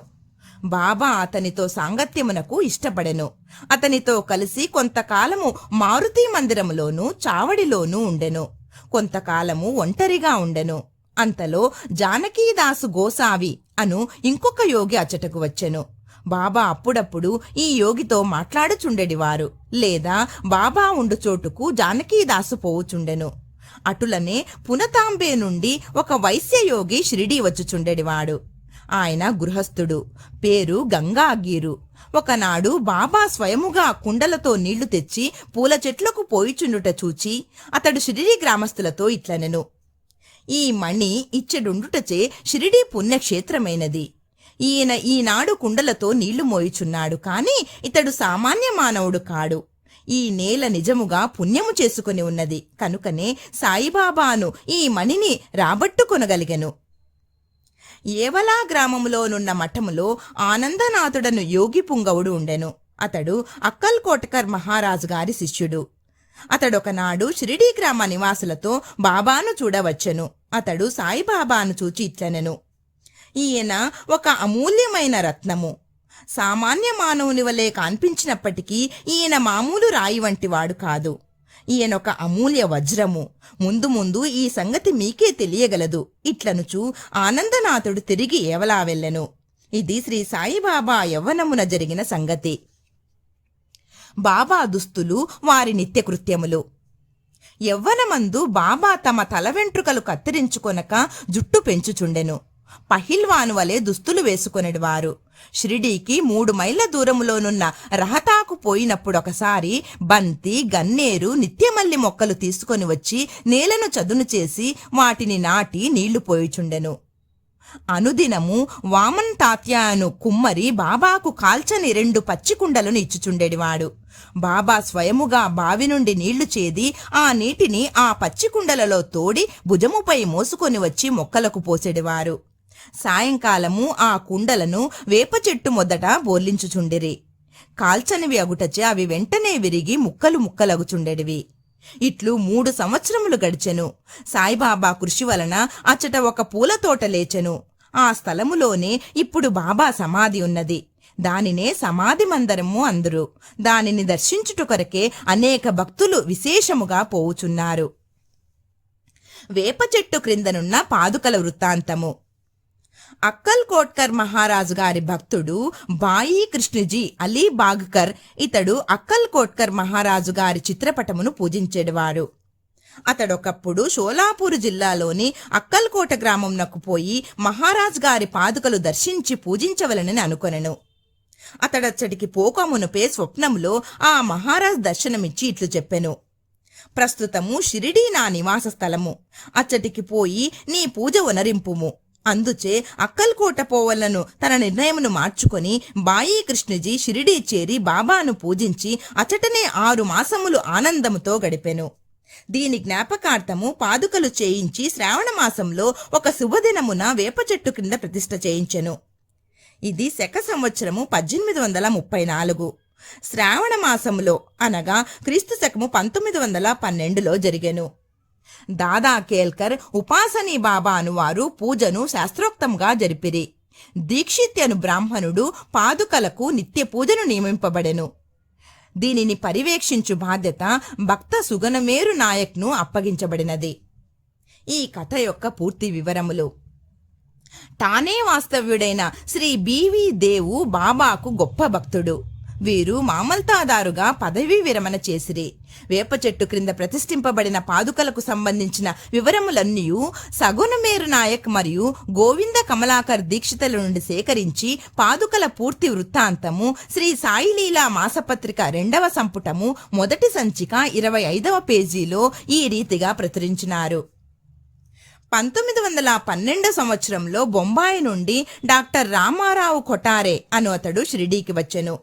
వానితో పాటుగా అతని కాంపౌండర్ను మరియు అతని మిత్రుడైన బాయి కృష్ణజీ అలీబాగకర్ అనునతుడును వెంట వచ్చిరి. షిరిడీలో వారు సగుణమేర్ నాయక్కు జీకే దీక్షిత్కు సన్నిహితులైరి.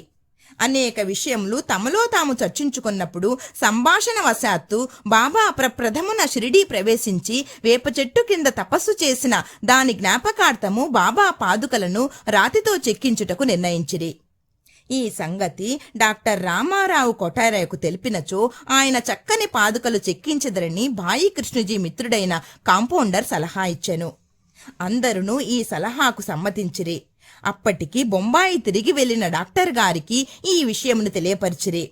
వారు వెంటనే మరలా షిరిడీ వచ్చి పాదుకల నమూనా వ్రాయించిరి. ఖండోపా మందిరముందున్న ఉపాసనీ మహారాజ్ వద్దకు పోయి తాము వ్రాసిన పాదుకల నమూనాను చూపిరి.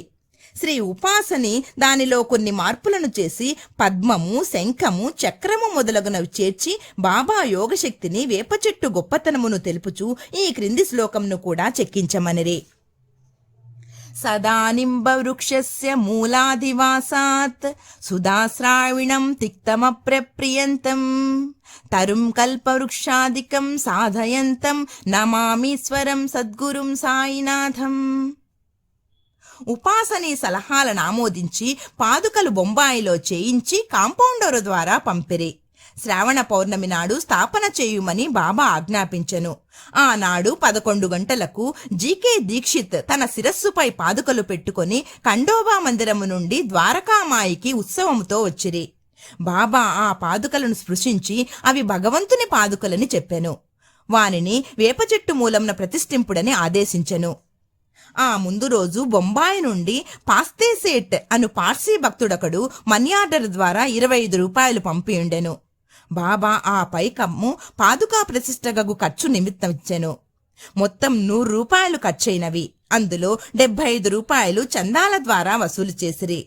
మొదటి 5 సంవత్సరములు జీకే దీక్షిత్ ఈ పాదుకలకు పూజ చేసెను. ఆ తర్వాత లక్ష్మణ్ కచేశ్వర్ జాకడే అను బ్రాహ్మణుడు పూజ చేయుచుండెను. మొదటి 5 సంవత్సరములు నెలకు 2 రూపాయల చొప్పున డాక్టర్ కొటారే దీపపు ఖర్చు నిమిత్తము పంపుచుండెను. పాదుకల చుట్టూ కంచె కూడా పంపెను. ఈ కంచెయు పైకప్పును కోపర్గామ్ స్టేషన్ నుండి షిరిడీ వచ్చుటకు అయ్యే ఖర్చు సగుణమేర్ నాయక్ ఇచ్చెను. జాకడే పూజ చేయుచున్నాడు. సగునుడు నైవేద్యమును దీపమును పెట్టుచున్నాడు. మొట్టమొదట బాయి కృష్ణజీ అక్కల్కోట్కర్ మహారాజ్ భక్తుడు. 1912 సంవత్సరంలో వేప చెట్టు క్రింద పాదుకలు స్థాపించినప్పుడు అక్కల్కోటకు పోవచ్చు మార్గమధ్యమున షిరిడీ ఎందు దిగెను. బాబా దర్శనము చేసిన తర్వాత అక్కల్కోట గ్రామంనకు పోవలనుకొని బాబా వద్దకేగి అనుమతినిమ్మనెను. బాబా ఇట్లనెను, అక్కల్కోటలో ఏమున్నది, అక్కడేలపోయేదవు.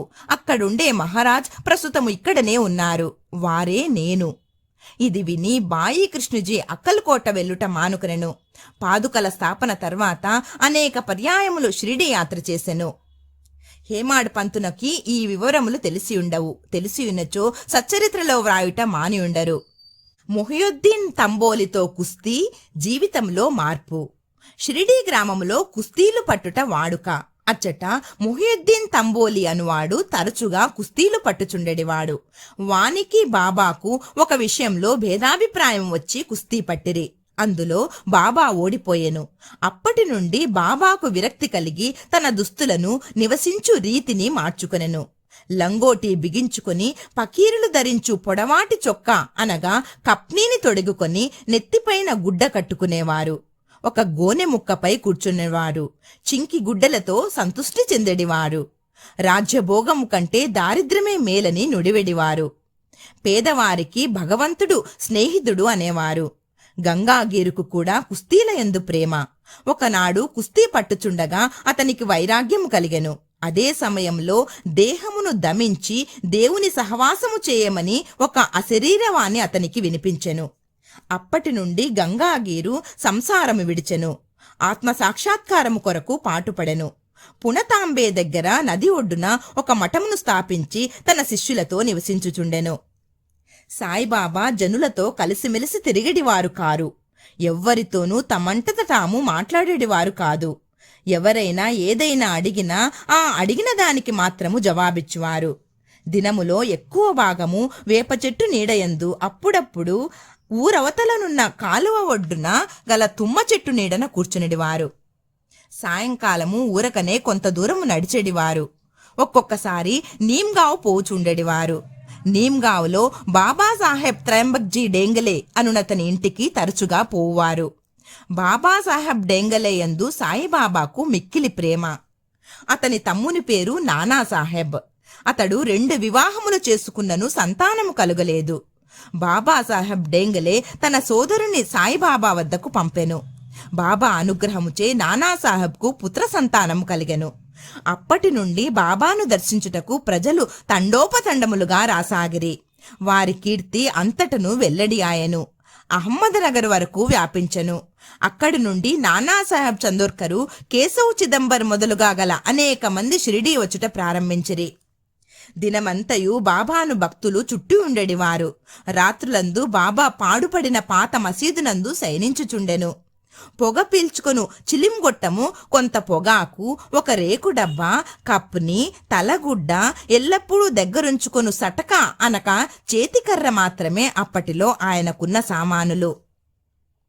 తలపై ఒక గుడ్డను చుట్టి దాని అంచులను జడవలే మెలిపెట్టి ముడివేసి ఎడమ చెవిపై నుంచి వెనుకకు వ్రేలాడునట్లు వేసుకొనివారు.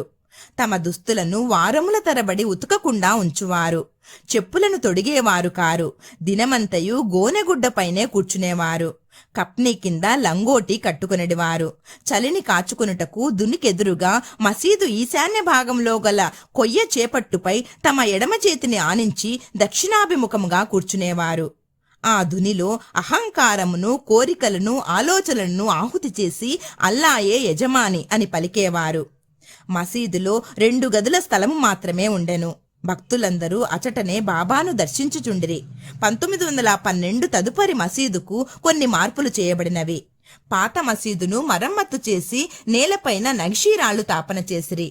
బాబా ఈ మసీదుకు రాకపూర్వము తకియా అనగా రచ్చలో చాలా కాలము నివసించిరి. బాబా తమ కాళ్లకు చిన్న గజ్జెలు కట్టుకుని సొగసుగా నాట్యము చేసేవారు. భక్తిపూర్వకమైన పాటలు పాడేవారు. నీళ్లను నూనెగా మార్చుట. సాయిబాబాకు దీపములన్న చాలా ఇష్టము. ఊరిలో నూనెను విక్రయించు షావుకార్లను నూనె అడిగి తెచ్చి మసీదునందు రాత్రి అంతయు దీపములు వెలిగించుచుండేవారు. కొన్నాళ్లు అట్లు జరిగెను. ఒకనాడు నూనె ఇచ్చు దుకాణదారులందరూ కూడబలుకుని బాబాకు నూనె ఇవ్వకూడదని నిశ్చయించుకొనిరి. బాబా వారి దుకాణములకు ఎప్పటివలే పోగా నూనె లేదనిరి. బాబా కలత చెందక వట్టి వత్రులు మాత్రమే ప్రమిదల్లో పెట్టి ఉంచెను. నూనె వ్యాపారులు ఆసక్తితో ఇదంతయు గమనించుచుండిరి. అడుగున 2-3 నూనె చుక్కలు మిగిలియున్న తమ రేకు డబ్బాలో నీటిని పోసి కలియబెట్టి ఆ నీటిని త్రాగివేసిరి. ఈ విధముగా ఆ రేకు డబ్బాలోని నూనె అవశేషమును పావనము చేసిన పిమ్మట మరలా డబ్బాతో నీరు తీసుకుని ఆ నీటిని ప్రమిదల్లో నింపెను. దూరముగా నిలిచి పరీక్షించుచున్న దుకాణదారులు విస్మయముందునట్లు ప్రమిదలన్నీ తెల్లవారుదాకా చక్కగా వెలుగుచుండెను. ఇదంతయు చూచి ఆ షావుకార్లు పశ్చాత్తాపపడి బాబాను మన్నింపుమని కోరిరి. బాబా వారిని క్షమించి ఇకపైనైనను సత్యము అంటిపెట్టుకునడని హితవు చెప్పి పంపివేసిరి. జౌహర్ అలీ అను కపట గురువు. పైన వివరించిన కుస్తీ జరిగిన 5 ఏళ్ల తర్వాత అహ్మదనగర్ నుండి జౌహర్ అలీ అను ఫకీరొకడు శిష్యులతో రహతా వచ్చెను. వీరభద్ర మందిరమునకు సమీపములోనున్న స్థలములో దిగెను. ఆ ఫకీరు బాగా చదువుకున్నవాడు, ఖురానంతయు వల్లించగలడు, మధుర భాషణుడు. ఆ ఊరిలోని భక్తులు వచ్చి వానిని సన్మానించుచు గౌరవముతో చుచుచుండెడివారు. వారి సహాయముతో వీరభద్ర మందిరమునకు దగ్గరగా ఈద్గా అను గోడను నిర్మించుకునుటకు పూనుకొనెను. ఈదుల్ ఫితర్ అను పండుగ నాడు మహమ్మదీయులు నిల్చుకుని ప్రార్థించు గోడయే ఈద్గా. ఈ విషయంలో వివాదము లేచి అది ఘర్షణలకు దారితీసెను. దానితో జౌహర్ అలీ రహతా విడిచి షిరిడీ చేరి బాబాతో మసీదునందు ఉండసాగెను. ప్రజలు వాని తీపి మాటలకు మోసపోయేరి. అతడు బాబాను తన శిష్యుడని చెప్పేవాడు. బాబా అందులకు అడ్డు చెప్పక శిష్యుని వల్లే మసులుకొనెను. తర్వాత గురు శిష్యులిద్దరూ రహతాకు పోయి అచ్చట నివసించుటకు నిశ్చయించుకొనిరి. గురువునకు శిష్యుని శక్తి ఏమీయూ తెలియకుండెను. శిష్యునికి మాత్రము గురువు యొక్క లోపములు బాగా తెలియను. అయినప్పటికీ బాబా ఆ కపట గురువును ఎప్పుడూ అగౌరవించక శిష్య ధర్మంను శ్రద్ధగా నెరవేర్చుచుండెడివారు. అప్పుడప్పుడు వారిరువురు షిరిడీకి వచ్చిపోవచ్చు ఉండేడివారు. కాని అధికముగా రహతాలోనే నివసించేవారు. షిరిడీలోని సాయి భక్తులకు బాబా ఆ విధముగా రహతాలో ఉండుట ఎంత మాత్రమూ ఇష్టము లేకుండెను. అందుచే వారందరూ కలిసి సాయిబాబాను మరలా షిరిడీకి పిలుచుకొని వచ్చుటకు రహతా వెళ్ళిరి. వారు రహతాలో ఈద్గా వద్ద బాబాను ఒంటరిగా చూచి వారిని తిరిగి షిరిడీ తీసుకొని పోవుటకై వచ్చినామని చెప్పిరి. జౌహర్ అలీ ముక్కోపి అని, ఆయన తనను విడిచిపెట్టడని, అందువలన వారు తన యందు ఆశ విడిచి ఫకీరు అక్కడకు వచ్చు లోపల షిరిడీ మరలి వెళ్ళుట మంచిదని బాబా వారికి సలహా ఇచ్చెను. వారిట్లు మాట్లాడుకొనుచుండగా జౌహర్ అలీ అక్కడకు వచ్చి బాబాను తీసుకొని పోవుటకు ప్రయత్నించుచున్న షిరిడీ ప్రజలపై మండిపడెను. కొంత వాదోపవాదములు జరిగిన పిమ్మట గురు శిష్యులిద్దరూ తిరిగి షిరిడీ పోవుటకు నిర్ణయమైనది. వారు షిరిడీ చేరి అచ్చటనే నివసించుచుండిరి. కొన్ని దినముల పిమ్మట దేవీదాసు ఆ కపట గురువును పరీక్షించి అతని బండారము బయటపెట్టెను. చాంద్ పాటిల్ పెళ్లి బృందముతో బాబా షిరిడీ వచ్చుటకు 12 సంవత్సరముల ముందే 10-12 వయసులో దేవీదాసు షిరిడీ చేరెను. వారు మారుతి దేవాలయంలో నుండేవారు. దేవీదాసు చక్కని అంగసౌష్ఠవము, తేజోవంతములైన నేత్రములు కలిగి నిర్వ్యామోహిత అవతారము వలె జ్ఞాని వలె కనబడుచుండెను. తాత్యా పాటీలు, కాశీనాథ్, షింపి మొదలుగా గల అనేక మంది దేవీదాసును తమ గురువుగా భావించెడివారు. వారు జౌహర్ అలీని దేవీదాసు వద్దకు తీసుకొని వచ్చిరి. వారి మధ్య జరిగిన వాదములో జౌహర్ అలీ చిత్తుగా ఓడిపోయి షిరిడీ నుండి పలాయనము చిత్తగించెను. ఆ తరువాత అతడు వైజాపూరులో నుండి చాలా ఏండ్ల తర్వాత షిరిడీ తిరిగి వచ్చి బాబా పాదములపై పడెను. తాను గురువు సాయిబాబా శిష్యుడని భ్రమ వాని మనస్సు నుండి తొలగి తన ప్రవర్తనకు పశ్చాత్తాపపడెను. సాయిబాబా వానిని యథారీతి గౌరవముగానే చూచెను.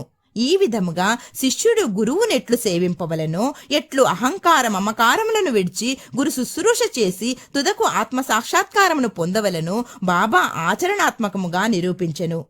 ఈ కథ భక్త మహల్సాపతి చెప్పిన వివరములకు ఆధారముగా వ్రాయబడినది. 5వ అధ్యాయము సంపూర్ణము. సద్గురు శ్రీ సాయినాథార్పణమస్తు. శుభం భవతు. 6వ అధ్యాయము. శ్రీ గణేశాయ నమః, శ్రీ సరస్వత్యై నమః, శ్రీ గురుభ్యో నమః, శ్రీ సాయినాథాయ నమః. సాయిబాబా యొక్క అనుమతి వాగ్దానము. ఉరుసు ఉత్సవము. చందనోత్సవము. ఉరుసు శ్రీరామనవమి ఉత్సవముగా మారిన వైనము. మసీదుకు మరమ్మతులు. సాయిబాబా యొక్క అనుమతి వాగ్దానము. సంసారమను సాగరములో జీవుడనెడు ఓడను సద్గురుడే సరంగు అయి నడుపునప్పుడు అది సులభముగను సురక్షితముగను గమ్యమును చేరును. సద్గురువు అనగానే సాయిబాబా స్ఫురణకొచ్చుచున్నారు. నా కండ్ల ఎదుట సాయిబాబా నిలిచియున్నట్లు, నా నుదుట ఊది పెట్టుచున్నట్లు, నా శిరస్సుపై చేయి వేసి ఆశీర్వదించుచున్నట్లు అనిపించుచున్నది. నా మనస్సు సంతోషముతో నిండిపోయి కండ్ల నుండి ప్రేమ పొంగి పొరలుచున్నది. గురు హస్త స్పర్శ మహిమ అద్భుతమైనది. ప్రళయాగ్నిచే కూడా కాలనట్టి వాసనామయమైన సూక్ష్మ శరీరము గురు కరస్పర్శ తగులగనే భస్మమైపోవును. అనేక జన్మార్జిత పాప సంచయము పటాపంచలైపోవును. ఆధ్యాత్మిక సంబంధమైన విషయములు వినుటకే విసుగుపడు వారి వాక్కు కూడా నెమ్మది పొందును. శ్రీ సాయి సుందర రూపము కాంచుటతోడనే కంఠము ఆనందాతిరేకముతో గద్గదమగును. కన్నుల నుండి ఆనందాశ్రువులు పొంగి పొరలును. హృదయము భావోద్రేకముతో ఉక్కిరి బిక్కిరి ఎగును. నేనే తానను అనగా పరబ్రహ్మస్వరూపమును స్ఫురణ మేల్కొని ఆత్మసాక్షాత్కార ఆనందమును కలిగించును. నేను నీవు అను భేదభావమును తొలగించి బ్రహ్మైక్య అనుభవమును సిద్ధింపచేయును. నేను వేద పురాణాది సద్గ్రంథములు చదువునప్పుడు నా సద్గురుమూర్తియే అడుగడుగునకు జ్ఞప్తికి వచ్చుచుండును. నా సద్గురువైన శ్రీ సాయిబాబాయే శ్రీరాముడుగా శ్రీకృష్ణుడుగా నా ముందు నిలిచి తన లీలలను తామే వినిపింపచేయునట్లు తోచును. నేను భాగవత పారాయణకు పూనుగనగానే శ్రీ సాయి ఆపాదమస్తకము కృష్ణుని వలె కాన్పించును. భాగవతమో ఉద్ధవగీతయో తామే పాడుచున్నట్లుగా అనిపించును.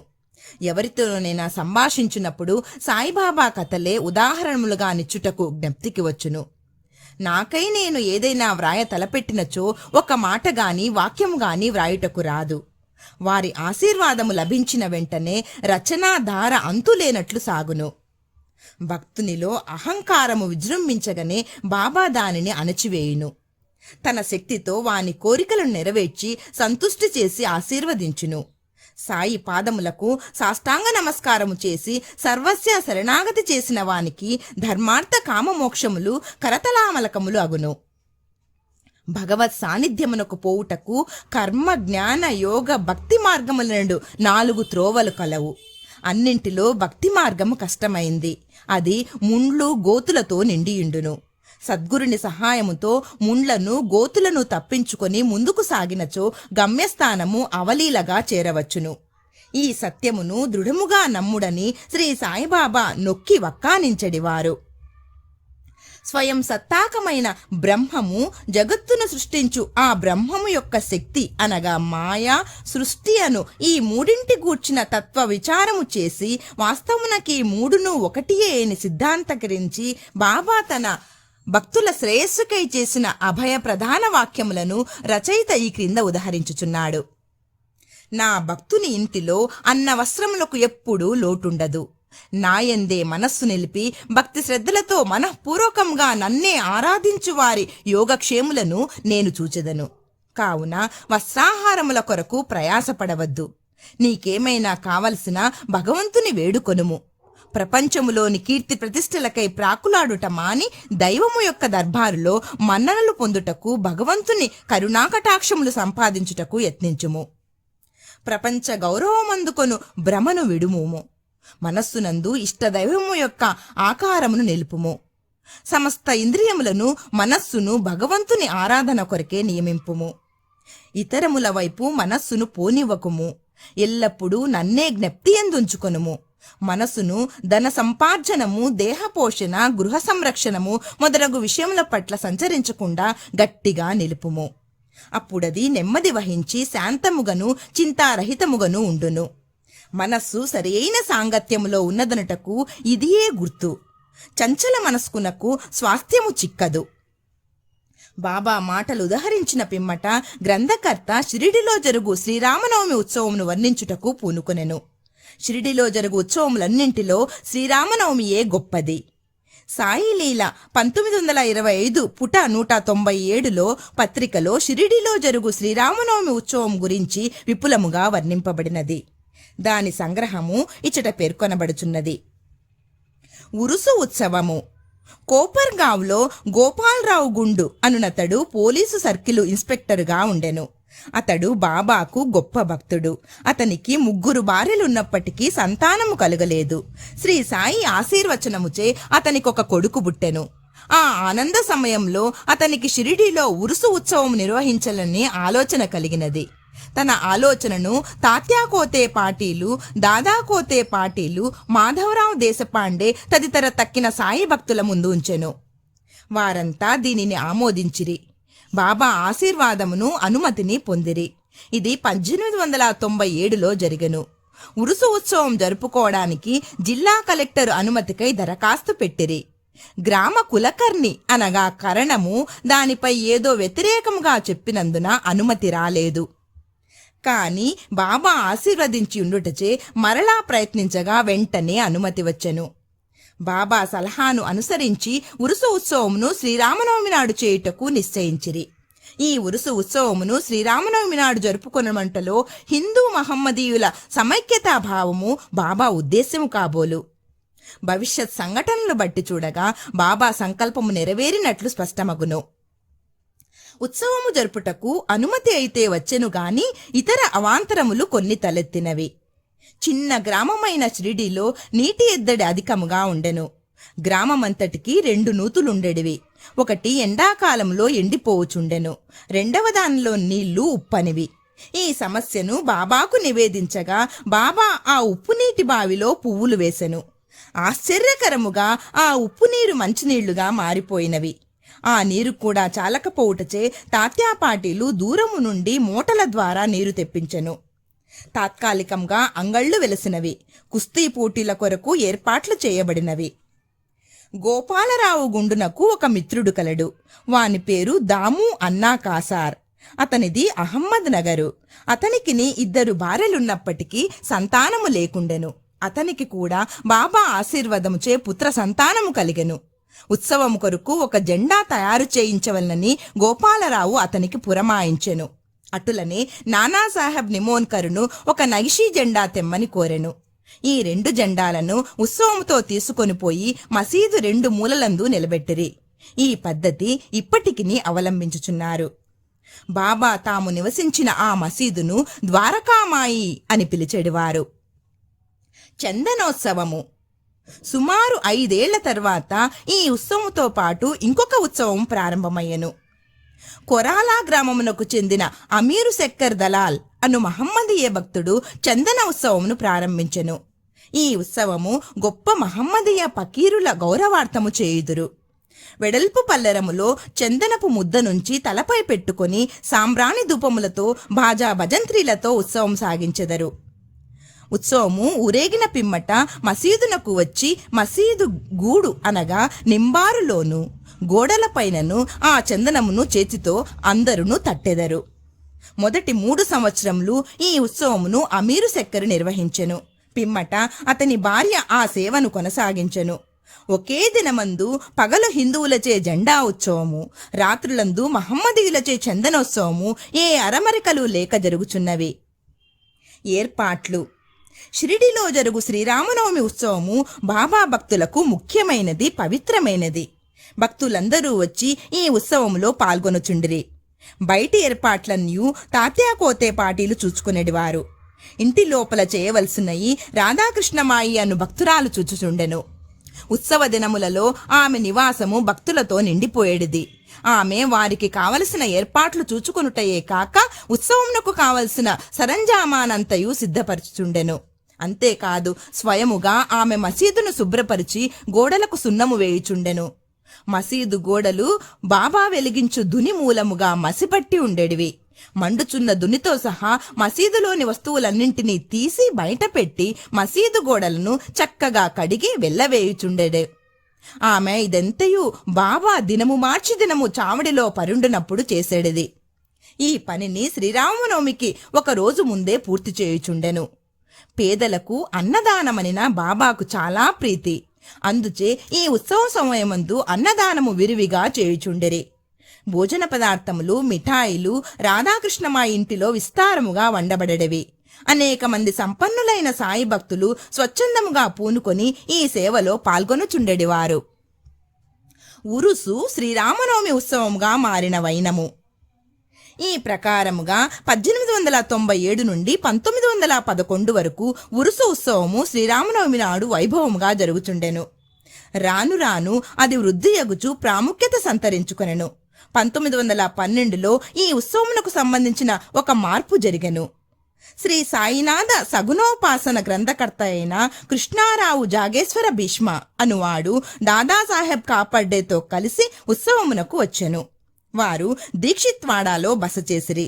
ఉత్సవం ముందు రోజు కృష్ణారావు దీక్షిత్ వాడా వసారాలో పండుకొని ఉండెను. ఆ సమయంలో లక్ష్మణరావు ఉరఫ్ కాకా మహాజని పూజా పరికరముల పల్లెముతో మసీదునకు పోవుచుండెను.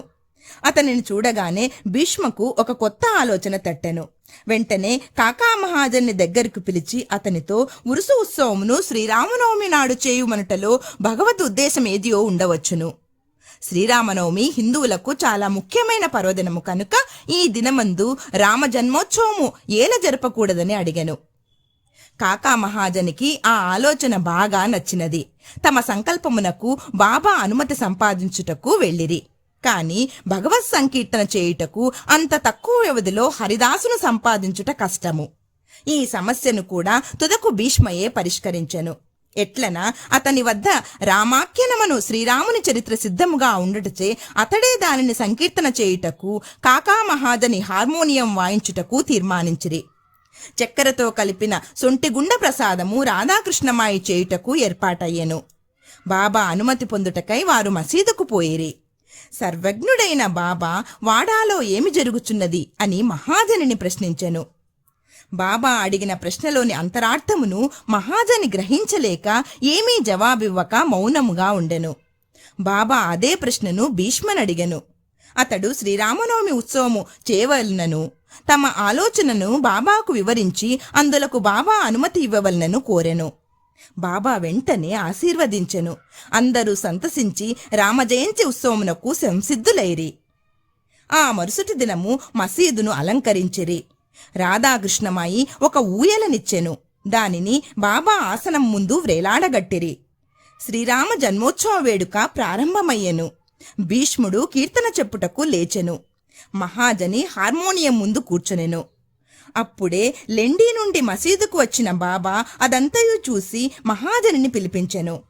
రామ జన్మోత్సవం జరుపుటకు బాబా ఒప్పుకొనునో లేదో ఏమగునో అని జంకుతూ అతడు బాబా వద్దకు వెళ్ళెను. అది అంతయు ఏమని అక్కడ ఊయల ఎందుకు కట్టిరని బాబా అతనిని అడిగెను. శ్రీరామనవమి మహోత్సవం ప్రారంభమైనదనియు అందులకై ఊయల కట్టిరనియు అతడు చెప్పెను.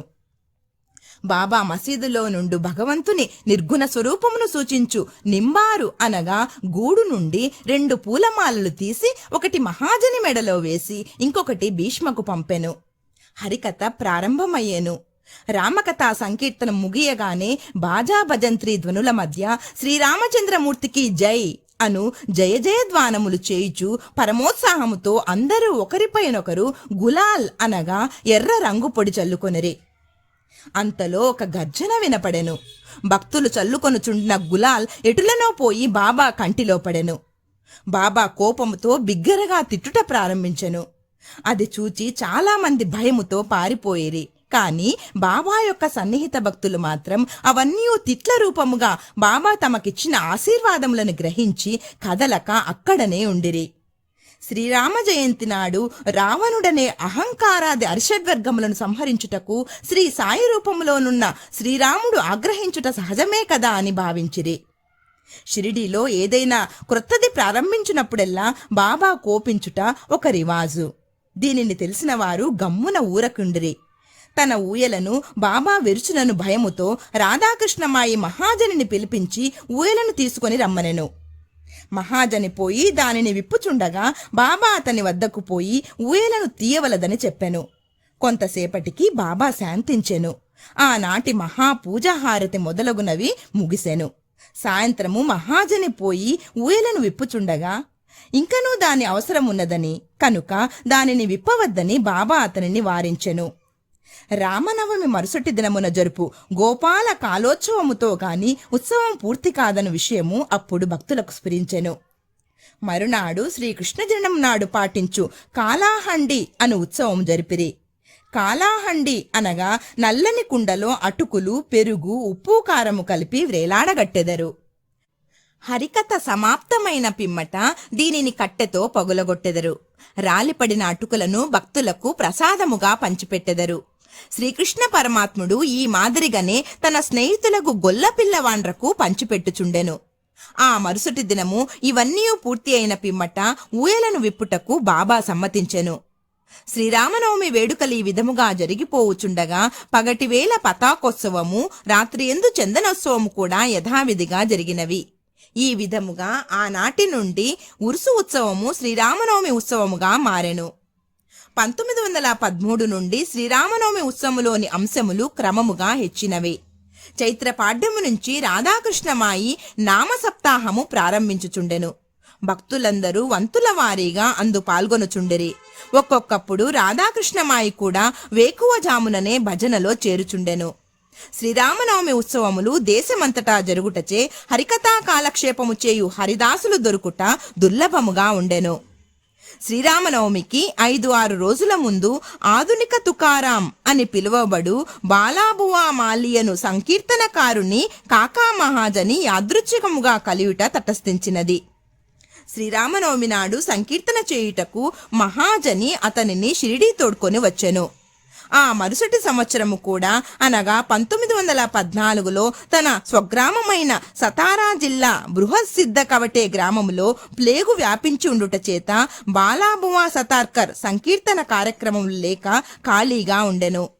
కాకాసాహెబ్ దీక్షిత్ ద్వారా బాబా అనుమతి పొంది అతడు షిరిడీ వచ్చి హరికథా సంకీర్తనము చేసెను.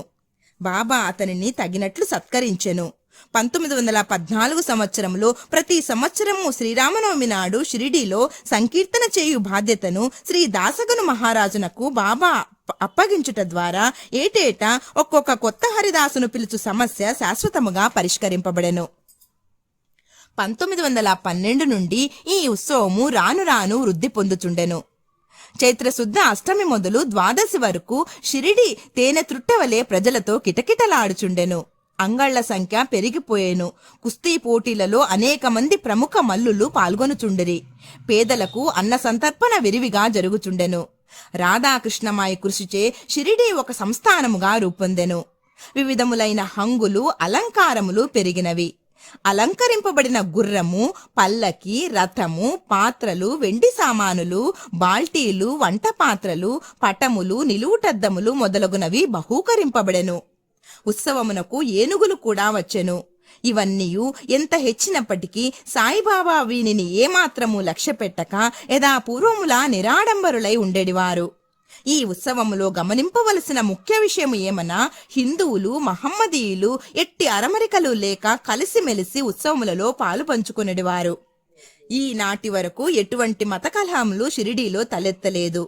మొదట 5,000 నుండి 7,000 వరకు యాత్రికులు వచ్చేవారు. క్రమముగా ఆ సంఖ్య 75,000కు పెరిగినది. అంత పెద్ద సంఖ్యలో జనులు గుమిగూడినప్పటికీ ఎన్నడూ అంటువ్యాధులు కాని అల్లరులు కాని సంభవించలేదు. మసీదునకు మరమ్మత్తులు. గోపాలరావు గుండునకు ఇంకొక మంచి ఆలోచన తట్టెను. ఉరుసు ఉత్సవమును ప్రారంభించిన విధముగానే మసీదును తగినట్లుగా తీర్చిదిద్దవలని నిశ్చయించుకొనెను. మసీదు మరమ్మత్తు చేయు నిమిత్తమై రాళ్లను తెప్పించి చెక్కించెను. కాని ఈ పని బాబా అతనికి నియమించలేదు. నానాసాహెబ్ చందోర్కరును ఆ సేవ లభించినది. రాళ్ల తాపన కార్యము కాకాసాహెబ్ దీక్షిత్కు నియోగింపబడెను. మసీదుకు మరమ్మత్తులు చేయుట మొదట బాబాకు ఇష్టము లేకుండెను. కాని భక్తుడగు మహల్సాపతి కల్పించుకొని ఎటులనో బాబా అనుమతిని సాధించెను. బాబా చావిడిలో పండుకున్న ఒక్క రాత్రిలో మసీదు నేలను చక్కని రాళ్లతో తాపన చేయుట ముగించిరి. అప్పటి నుండి బాబా గోనెగుడ్డపై కూర్చుండుకుంట మాని చిన్న పరుపు మీద కూర్చుండువారు. గొప్ప ప్రయాసలతో 1911వ సంవత్సరంలో సభామండపము పూర్తి చేసిరి. మసీదుకు ముందున్న జాగా చాలా చిన్నది, సౌకర్యముగా లేకుండెను. కాకాసాహెబ్ దీక్షిత్ దానిని విశాలపరిచి పైకప్పు వేయదలచెను. ఎంతో డబ్బు పెట్టి ఇనుప స్తంభములు మొదలగునవి తెప్పించి పని ప్రారంభించెను. రాత్రి అంతయు శ్రమపడి స్తంభములు నాటెడివారు. మరుసటి దినము ప్రాతకాలముననే బావా చావడి నుంచి వచ్చి అదంతయు చూచి కోపముతో వానిని పీకి పారవైచెడివారు. ఒకసారి బాబా మిక్కిలి కోపోద్రిపుతుడై నాటిన ఇనుప స్తంభమును ఒక చేతితో పెకిలించుచు రెండవ చేతితో తాత్యాపాటిలు పీకను పట్టుకొనెను. తాత్యా తలపాగాను బలవంతముగా తీసి అగ్గిపులతో నిప్పంటించి ఒక గోతిలో పారవైచెను. బాబా నేత్రములు నిప్పు కణముల వలె వెలుగుచుండెను. ఎవరికిని బాబా వైపు చూచుటకు కూడా ధైర్యము చాలకుండెను. అందరూ భయకంపితులైరి. బాబా తన జేబులో నుంచి 1 రూపాయి తీసి అటువైపు విసిరెను. అది శుభ సమయమందు చేయు ఆహుతి వలె కనపడెను. తాత్యా కూడా చాలా భయపడెను. తాత్యాకేమి జరుగుచున్నదో ఎవరికి ఏమీ తెలియకుండెను. కల్పించుకొని బాబా పట్టు నుండి తాత్యాను విడిపించుటకెవ్వరికినీ ధైర్యము చాలలేదు.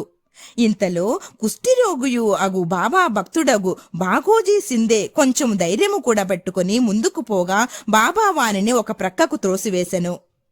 మాధవరావు సమీపించబోగా బాబా అతనిపై ఇటుకరాయి రువ్వెను. ఎంతమంది ఆ జోలికి పోదలంచో అందరికీ అదే గతి పట్టెను. కాని కొంతసేపటికి బాబా శాంతించెను.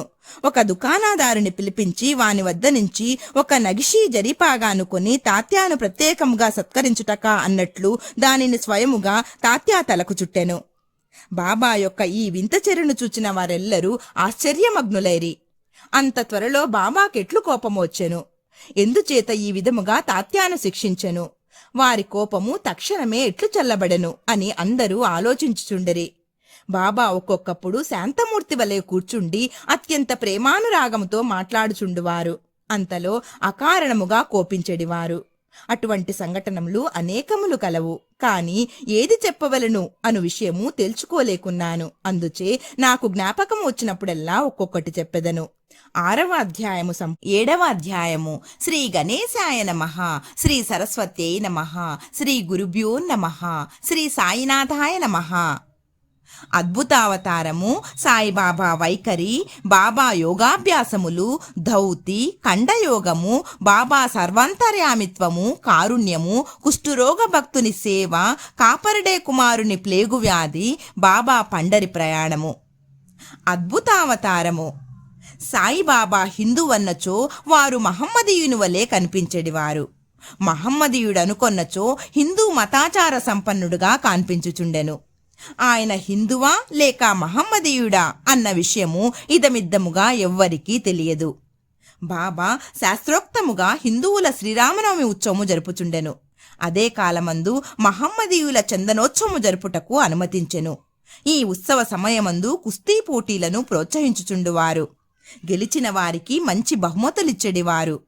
గోకులాష్టమి నాడు గోపాల్ కాలోత్సవము జరిపించుచుండిరి. ఈదుల్ ఫితర్ పండుగ నాడు మహమ్మదీయులచే మసీదులో నమాజు చేయించెడివారు. మొహరం పండుగకు కొంతమంది మహమ్మదీయులు మసీదులో తాజియా లేదా తాబూతు నిలిపి కొన్ని దినములు దాన్నచ్చట నుంచి పిమ్మట గ్రామంలో ఊరేగించదమనిరి. 4 దినముల వరకు మసీదులో తాబూతు నుంచుటకు బాబా సమ్మతించి 5వ నాడు నిస్సంకోచముగా దానిని తామే తీసివేసిరి. వారు మహమ్మదీయులన్నచో హిందువులకు వలె వారి చెవులు కుట్టబడి ఉండెను. వారు హిందువులన్నచో సుంతీని ప్రోత్సహించెడివారు.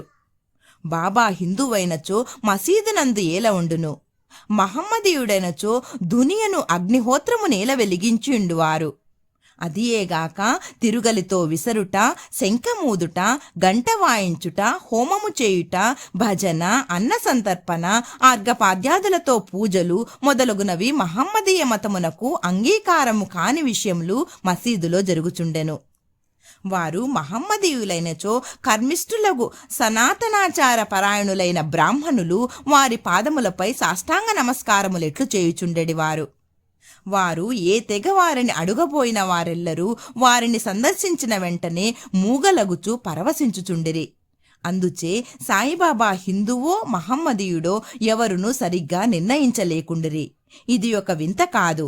ఎవరైతే సర్వమును త్యజించి భగవంతుని సర్వస్య శరణాగతి యొనరించెదరో వారు దేవునితో ఐక్యమైపోయుదురు. వారికి దేనితో సంబంధము గాని భేదభావము కాని ఉండదు. వారికి జాతి మతములతో ఎట్టి సంబంధము లేదు. సాయిబాబా అట్టివారు. వారికి జాతులందు వ్యక్తులందు భేదము కనిపించకుండెను. పకీరులతో కలిసి బాబా మత్స్య మాంసములు భుజించుచుండెను. వారి భోజన పల్లెములో కుక్కలు మూతిపెట్టినను సనుగువారు కాదు. శ్రీ సాయి అవతారము విశిష్టమైనది, అద్భుతమైనది. నా పూర్వ సుకృతముచే వారి పాదముల చెంత కూర్చుని భాగ్యము కలిగినది. వారి సాంగత్యము లభించుట నా అదృష్టము. వారి సన్నిధిలో నాకు కలిగిన ఆనందోల్లాసములు చెప్పనలవి కానివి. సాయిబాబా నిజముగా శుద్ధానంద చైతన్యమూర్తులు. నేను వారి గొప్పతనమును విశిష్టతను పూర్తిగా వర్ణించలేను. ఎవరు వారి పాదములను నమ్మెదరో వారికి ఆత్మానుసంధానము కలుగును. సన్యాసులు, సాధకులు, ముముక్షువులు తదితరులు అనేక మంది సాయిబాబా వద్దకు వచ్చేడివారు. బాబా వారితో కలిసి నవ్వుచూ సంభాషించుచూ సంచరించుచున్నప్పటికీ వారి నాలుకపై అల్లా మాలిక్ అను మాట ఎప్పుడూ నాట్యమాడుచుండెడిది.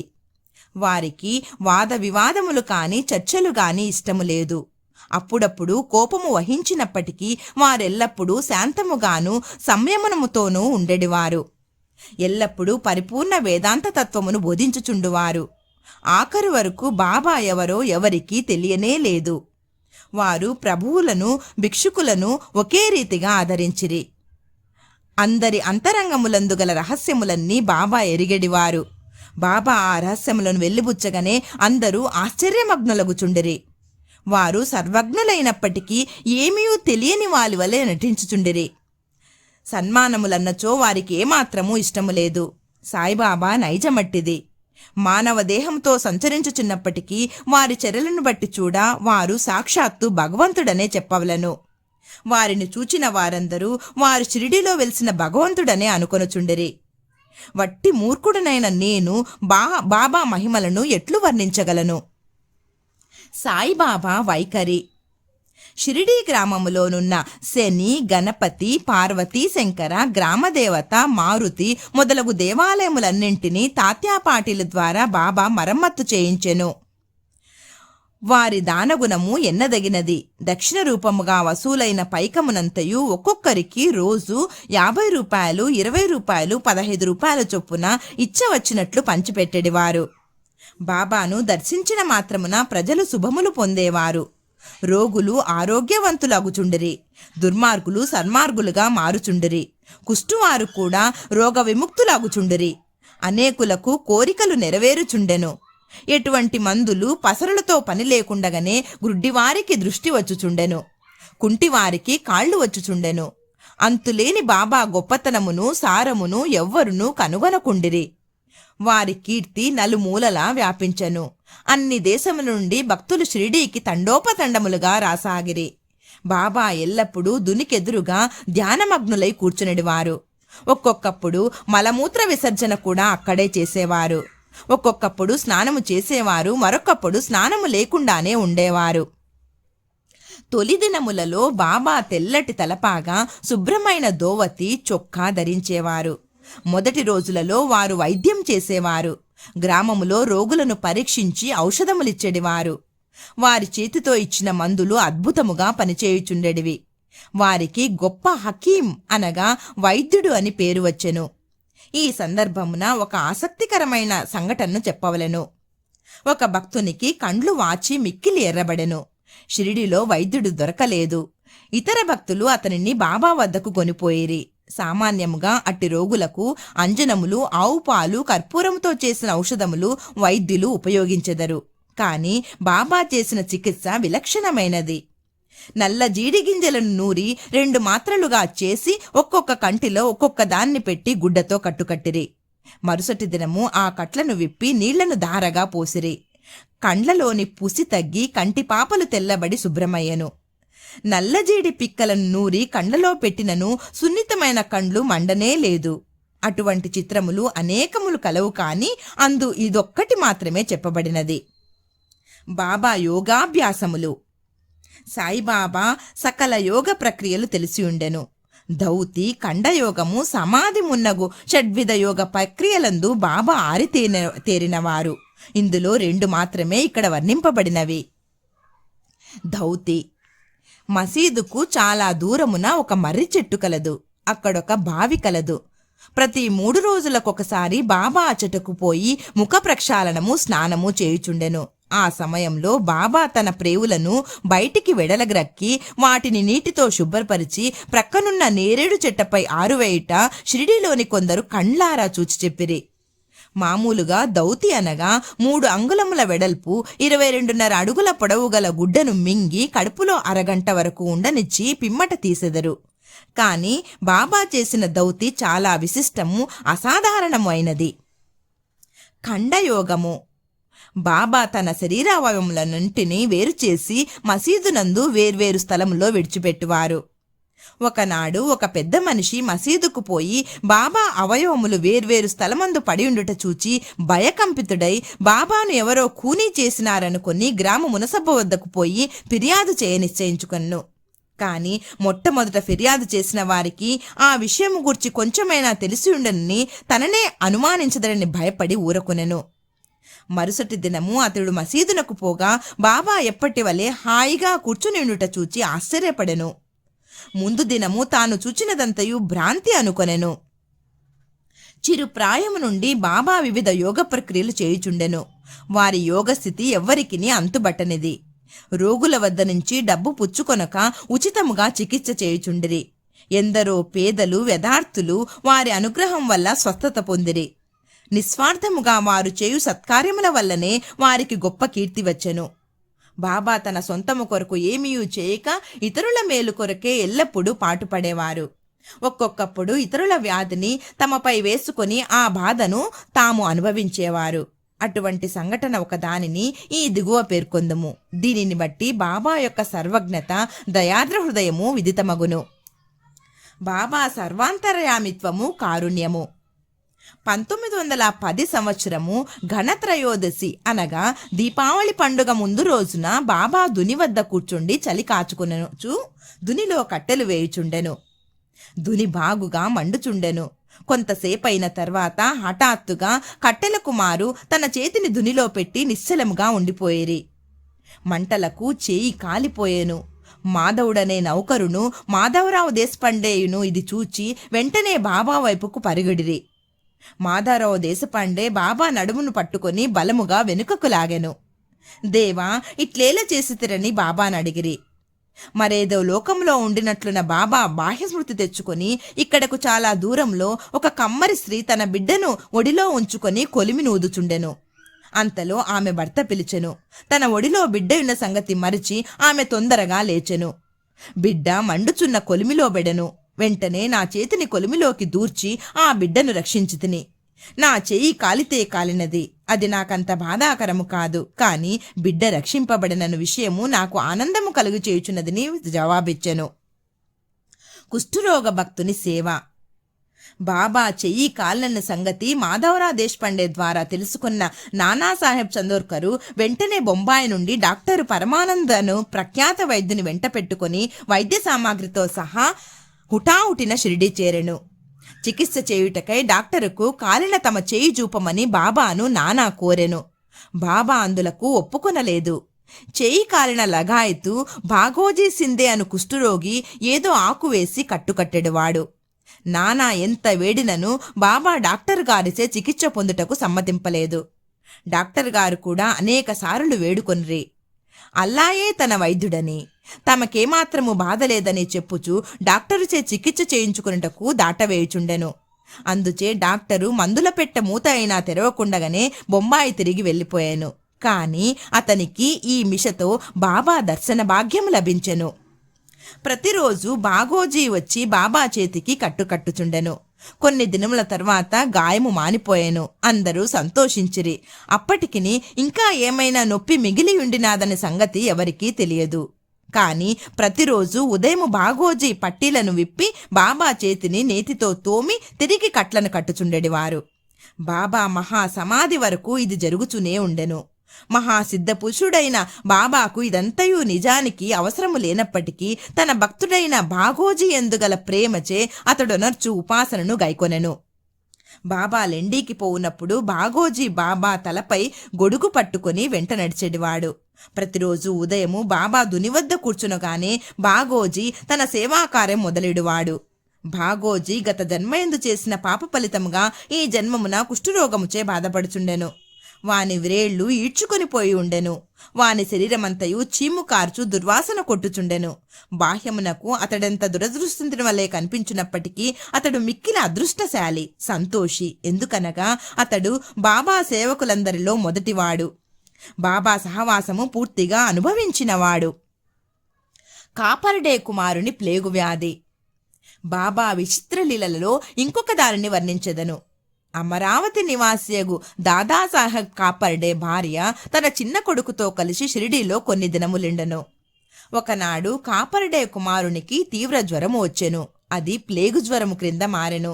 తల్లిలి మిక్కిలి భయపడెను. షిరిడీ విరిచి అమరావతికి పోవాలనుకుని సాయంకాలము బాబా బూటీవాడా వద్దకు వచ్చుచున్నప్పుడు వారిని సెలవు అడగబోయెను. గద్గద కంఠముతో తన చిన్న కొడుకు ప్లేగుతో పడి ఉన్నాడని బాబాకు చెప్పెను. బాబా ఆమెతో దయతో మృదువుగా ఇట్లనెను, ప్రస్తుతము ఆకాశము మబ్బు పట్టి ఉన్నది. కొద్దిసేపటిలో మబ్బులన్నీ చెదిరిపోయి ఆకాశము నిర్మలమగును. అట్లనుచు బాబా కప్నీని పైకెత్తి చంకలో కోడిగుడ్లంత పరిమాణము గల 4 ప్రేగు పొక్కులను చూపుతూ, నా భక్తుల కొరకు నేనెట్లు బాధపడదనో చూడుము. వారి కష్టములన్నీ నావే.